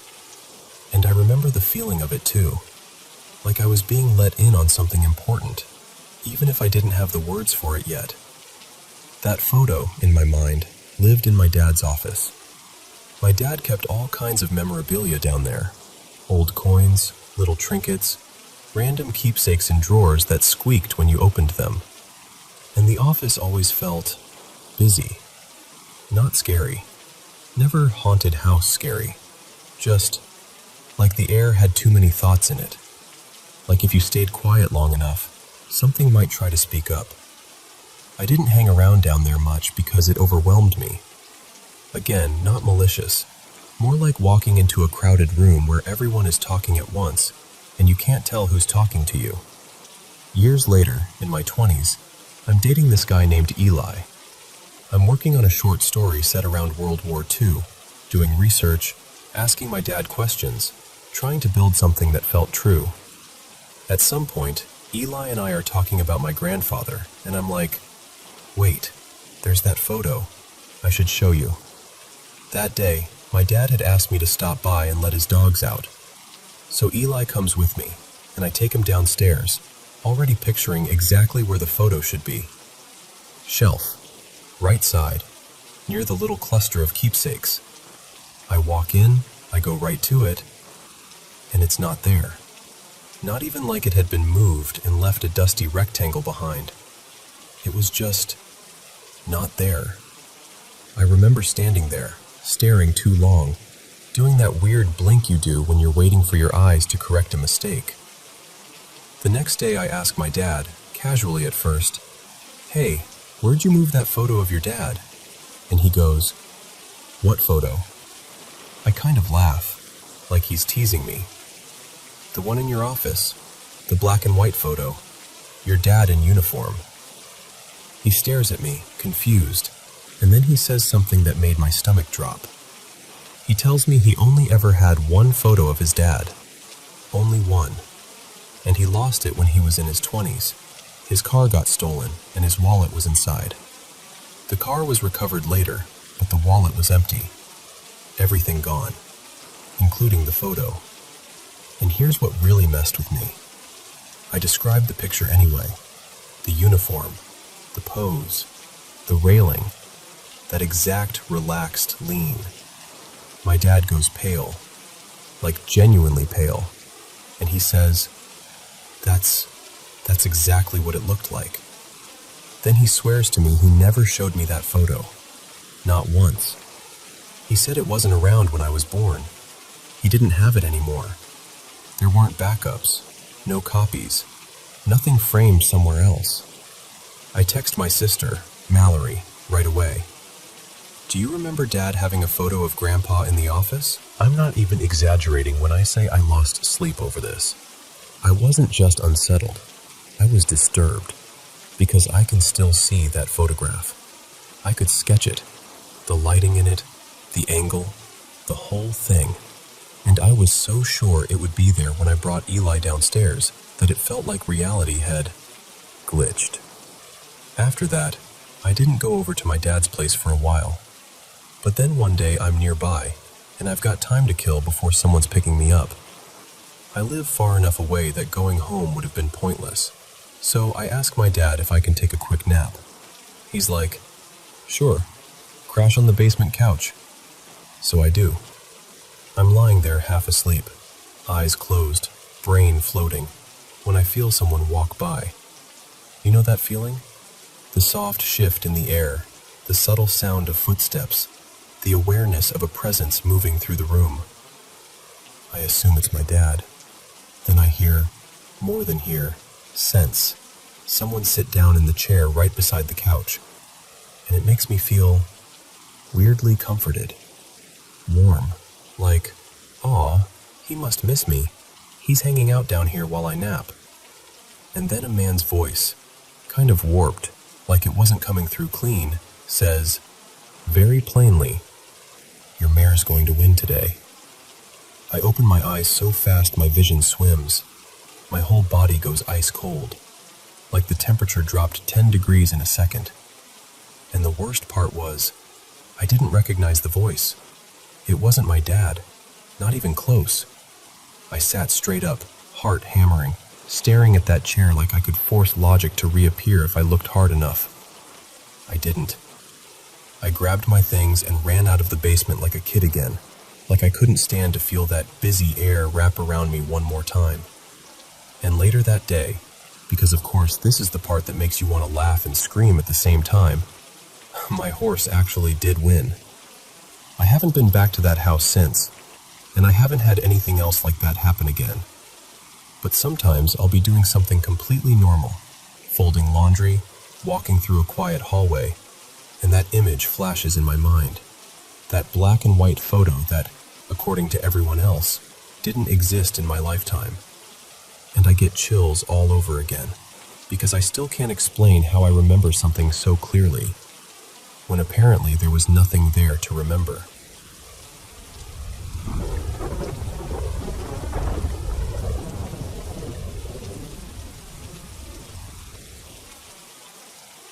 So, this happened to me and my cousin about a year ago, and I still don't really know what to do with it, except tell it like it felt.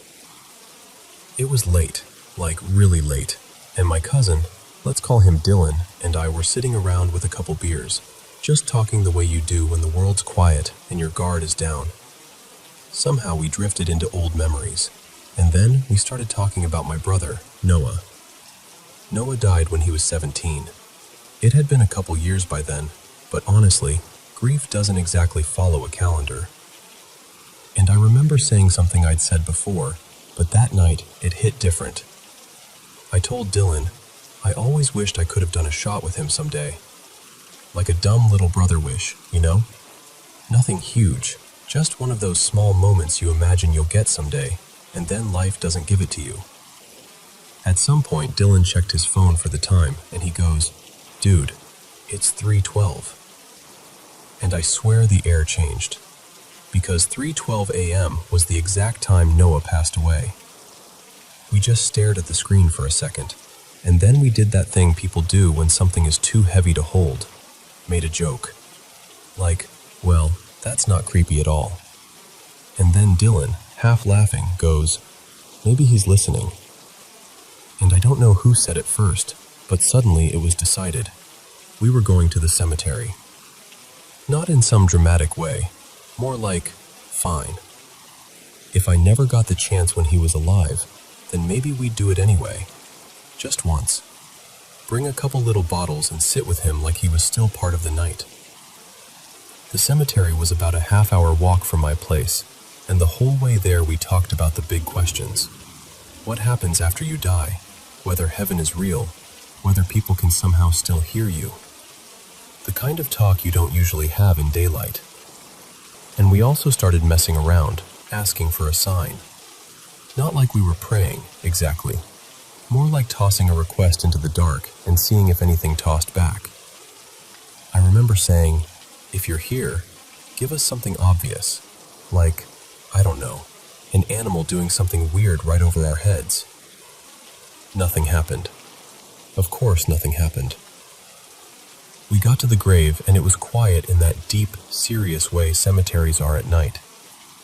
We stood there for a second, and then I just talked. I told Noah we missed him. Told him I still thought about him all the time. Told him I was sorry for all the moments we didn't get.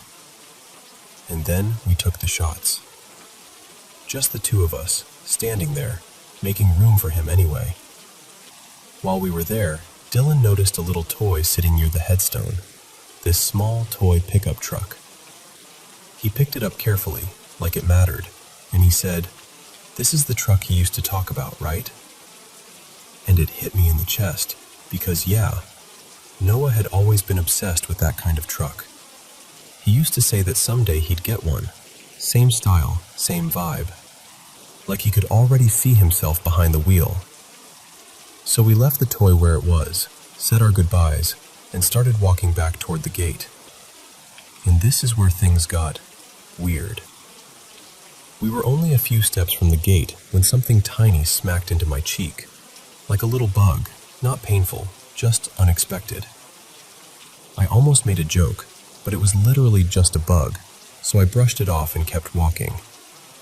The second we passed through the gate, a bird suddenly burst out from the bushes like it had been waiting there. It shot down the street in this straight, deliberate line, low and fast, like it had somewhere to be. Both of us jumped. Still half joking. But not all joking. And then I said, "A bug literally flew into my face right before that." And Dylan's eyes got wide, and he goes, "Shut up. Same thing happened to me, right before the bird." We just stood there for a second and then laughed, because what else do you do when the universe gets oddly specific? We actually said out loud, like idiots, like kids, "Okay, Noah, thank you. We got it." But then the bird kept going, and something in us just followed. Like, all right, if we're doing this, we're doing this. We walked down the street it had flown into, and at the end, right at an intersection, the bird was there again, sitting right in the open like it was waiting. I swear it looked at us. When we got closer, it lifted off and dipped into a side street to the left. Dylan muttered something like, "No way this is real." And without even thinking, we jogged after it. It flew straight down that next street, then rose up and vanished into the dark like it had completed its job. And we just stopped. Quiet. Standing there in the empty street, listening to our own breathing, looking at each other like, did that just happen? And then, no exaggeration, maybe 5 seconds later, a car rolled down the street behind us. The only car we'd seen all night. And as it passed under the streetlight, we both saw it at the exact same time. It was the same kind of pickup truck Noah always wanted. Same shape, same stance, close enough that my stomach dropped. In a village that's barely awake at that hour, around 4:20 in the morning, after everything that just happened. Dylan and I didn't even speak. We just turned our heads and watched it go by like it was some final punctuation mark. The next morning, I'm sitting on the couch with my mom, still kind of buzzing from the whole night, telling her the story. She's listening, doing that mom thing where she's trying to stay calm, but you can tell she's feeling it too. And right in the middle of me talking, this unusual bird, not one we normally see around our yard, lands outside and just watches us. Not for a split second, for like 20, 30 seconds. Just perched there, staring in, like it had all the time in the world. And then it flew off. And I remember trailing off mid-sentence, because it felt like the night hadn't fully ended. Like whatever that was, it had followed us home. I can't even tell you what kind of bird it was. My mom might remember. And honestly, maybe there's some normal explanation for all of it. but all I know is how it felt. It felt like we asked for something small, something simple, and for one strange night, the world answered in a way that was gentle enough not to terrify us, but clear enough that we both walked away thinking the same thing. He heard us.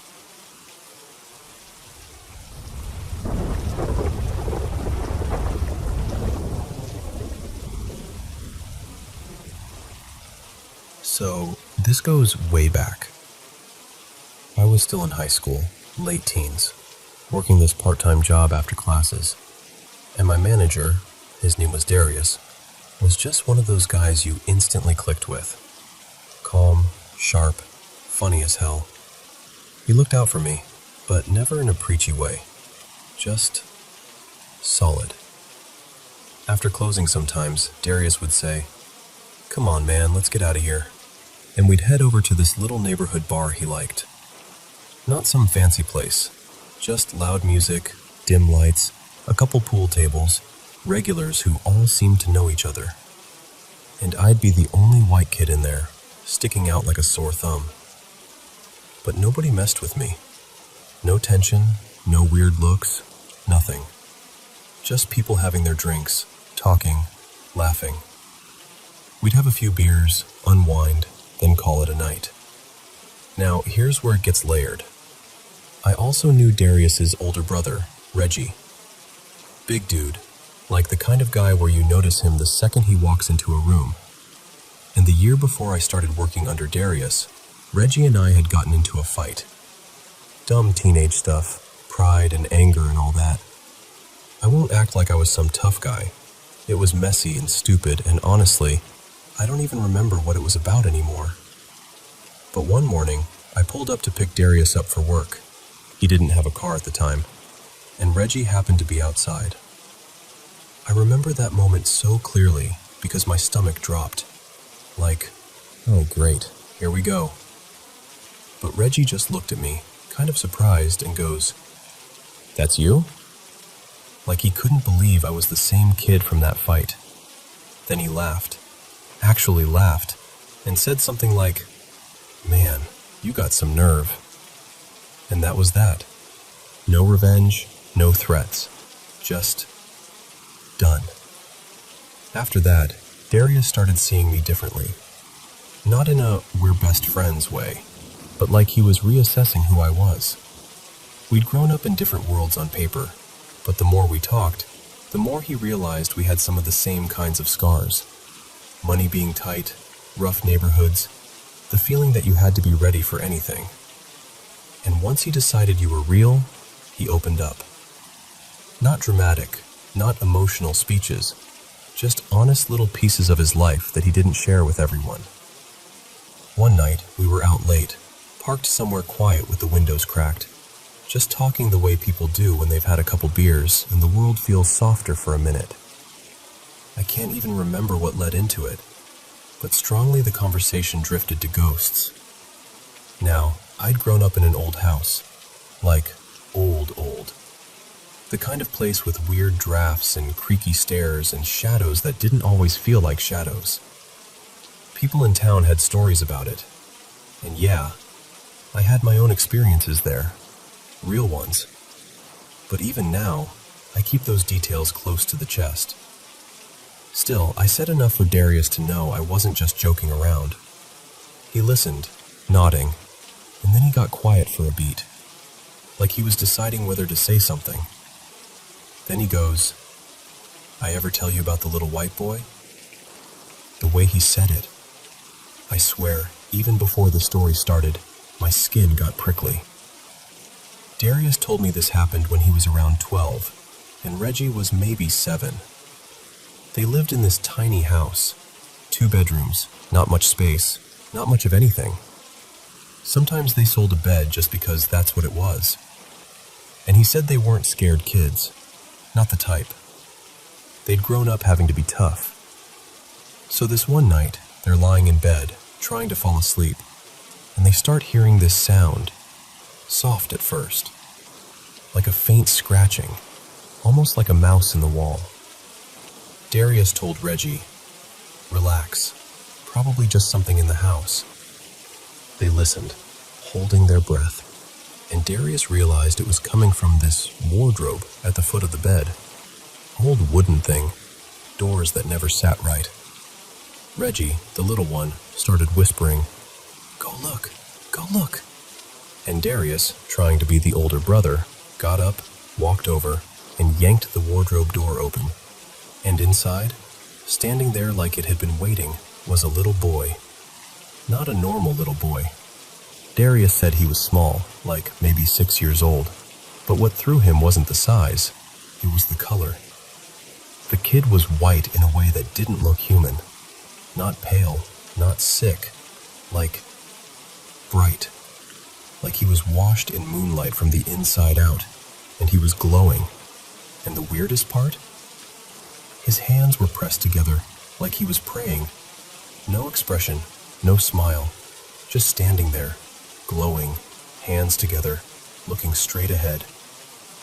Darius slammed the wardrobe shut and jumped back into bed, heart pounding, breathing hard, trying not to scare his brother even more. And then, this is the part he couldn't get out of his head. He looked down toward the foot of the bed, and the little boy was there now, standing right at the end of the mattress, closer than he should have been, still glowing, still with his hands pressed together, just staring at them. Darius said he felt frozen, like his body didn't belong to him, like if he moved, something worse would happen. He said Reggie was making this tiny whimpering sound, like he was trying not to cry. They just stared. No words, no footsteps, no sound. And after maybe a minute, maybe less, maybe more, time's weird when you're terrified, Darius said the glow started thinning out, like smoke in the air. The boy didn't walk away or vanish like in a movie. He just faded, like someone turned down the brightness on reality until he was gone. The room went dead still again, and Darius said neither of them slept after that. They just sat there until morning, watching every corner of the room. When they told their mom, she didn't believe them. Told them they'd had a nightmare, told them to stop telling stories, told them not to talk like that. But Darius wasn't laughing when he told me.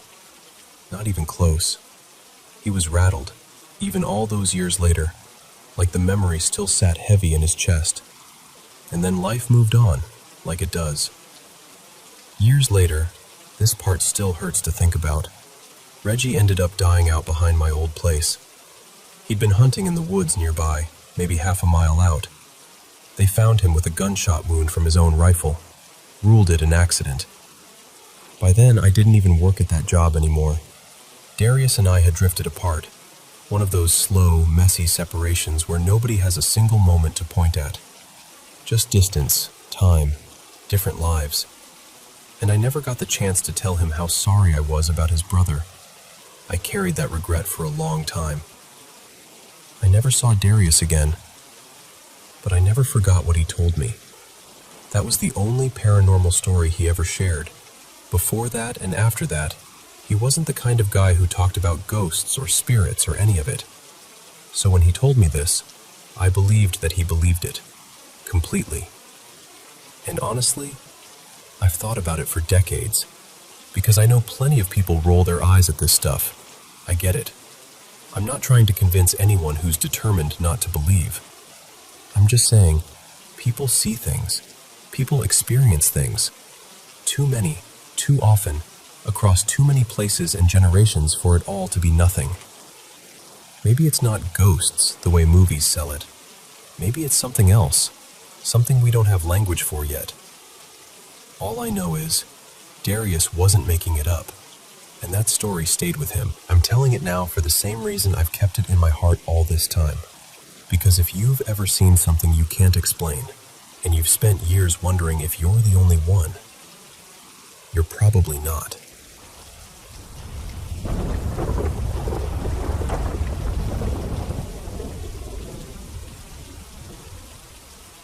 So, I grew up way out in Alaska. And when I say remote, I mean remote. Our house was basically a cabin planted in the wilderness, with mountains on all sides and this long, brutal highway that turned into an icy nightmare in winter. The nearest town was hundreds of miles away, and if my parents had to go in for supplies or appointments, they'd usually stay overnight because nobody in their right mind wants to drive a mountain pass after dark. Back then, I was the oldest kid, so when my parents left, I was the one in charge. And honestly, that responsibility sat on my chest like a weight. We were hours from a hospital. The neighbors were far enough away that yelling would have been pointless, and even if you did reach them, you couldn't exactly count on help showing up quickly. I used to lie awake thinking about everything that could go wrong. Fire, earthquakes, someone breaking in.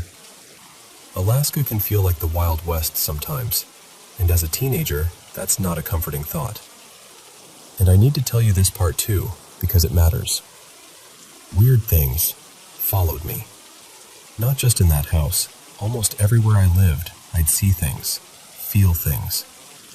My grandpa, his name was Walt, and I swear that man was genuinely psychic. He'd talk about visions like they were weather reports, and sometimes they'd come true in ways that made your stomach drop. He'd walk into a place and immediately go, "Nope, bad energy here." I always figured I was the only grandkid who inherited that sensitivity, whether I wanted it or not. Anyway, this happened when I was 14, winter. My parents were gone overnight, and I was already stressed before the sun even went down. I remember pacing, checking locks, checking the stove, checking that everyone had brushed their teeth and was actually settling in. My two youngest siblings, let's call them Mara and Owen, were still little, and I was terrified something would happen to them while I was in charge. That fear showed up in my dreams, too. For as long as I could remember, I'd have nightmares about the house burning down or collapsing in an earthquake, or someone coming in and me not being able to save them. But around that age, the nightmares got worse. Like weekly. Not just bad dream bad, more like wake up sobbing, heart hammering, throat raw from screaming bad. They were so realistic it felt like my brain was rehearsing tragedies. So that night, I did what I always did when I was overwhelmed. I pulled Mara and Owen into my room and had them sleep in my bed with me. It sounds sweet, but it was really me trying to keep everyone close where I could protect them. And I stayed awake for a long time, staring at my doorway like I could will the night into behaving. Then sometime after midnight, maybe 1, maybe 2, the whole cabin shifted. That's the only way I know how to describe it. It's like the air got heavier. My skin prickled. The hairs on my arms lifted. That deep, instinctive feeling that something is wrong, even if you can't explain why. I'd felt it before in other places, but that night it was stronger, sharper, like the house itself was holding its breath. I just lay there, tense, staring at the dark hallway beyond my door. I knew where my dad kept a handgun hidden. He'd shown me just in case. I knew how to use it. But the weird thing was, this didn't feel like a human threat. The gun didn't make me feel any safer at all. It felt like, whatever this was, it wouldn't matter. I must have dozed off at some point because I snapped awake suddenly, drenched in cold sweat. My eyes went straight to the clock. 3 a.m. Exactly. And immediately, my stomach dropped because the bed was empty. I ran into the hallway and checked the other kids' room. Sometimes Mara would wander and curl up with one of the older ones. But every bed was empty. Blankets tossed back like someone had gotten up in a hurry. No sleepy voices. No shifting. Nothing. I ran downstairs calling their names. No, screaming their names. My voice echoed in the cabin like it didn't belong there. I checked the living room, the kitchen, the downstairs bedroom, the entryway. Every corner felt wrong. Every room was silent in that dead, heavy way silence gets when you're alone and you know you shouldn't be. And I remember this one horrible thought cutting through everything. They're gone. You lost them. Then, like someone snapped their fingers, I woke up for real. I sat straight up in bed, gasping, and immediately looked beside me. Mara and Owen were there, sleeping peacefully, warm, breathing. The blankets pulled up to their chins like nothing had ever happened. The relief hit me so hard it almost made me dizzy. I actually put my hand on Mara's shoulder just to feel her there, like I needed proof I wasn't still dreaming. And then I looked at the clock. 3 a.m., exactly. That's when the relief started draining away again, because right then, clear as day, I heard a baby crying. Not a faint sound, not something distant. A baby crying loudly, like it was only a few feet away. Like it was just outside my open bedroom door, around the corner in the hallway. And my first instinct, my automatic human instinct, was go help.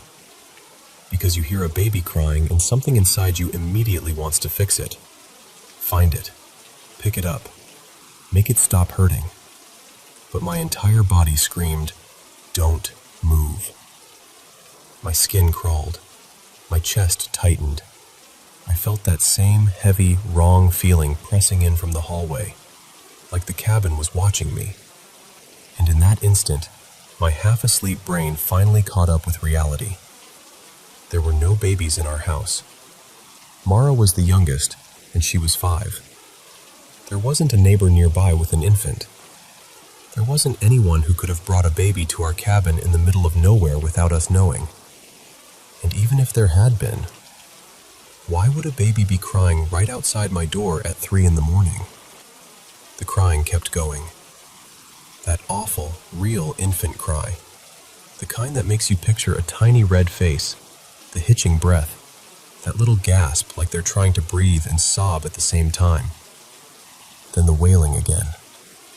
It sounded so real it made my eyes water. It pulled at every protective instinct I had. But I stayed, frozen. I lay there staring at the doorway, not blinking, barely breathing, listening to it cry and cry and cry. And I didn't move a muscle until, at some point, I must have passed out from sheer exhaustion. When I woke up again, it was daylight. Merciful, ordinary daylight. The cabin felt normal. The air felt light again. No crying, no heaviness, no sense of being watched. I checked on everyone. All of my siblings were fine, laughing, sleepy, asking for breakfast like it was any other morning. And I remember asking my brother, he was 12, if he heard anything weird in the night. Like, "Did you hear a baby crying?" He looked at me like I'd sprouted a second head and just went, "No." And the thing is, plenty of strange things happened in that house. Enough that at the time, I almost filed it away as just another entry in the Alaska Cabin Weirdness folder. But as an adult, that night sticks with me more than anything. Sometimes I think something intelligent was trying to lure me into the hallway. Like it knew exactly what would make me move. Fear first, then a helpless baby's cry.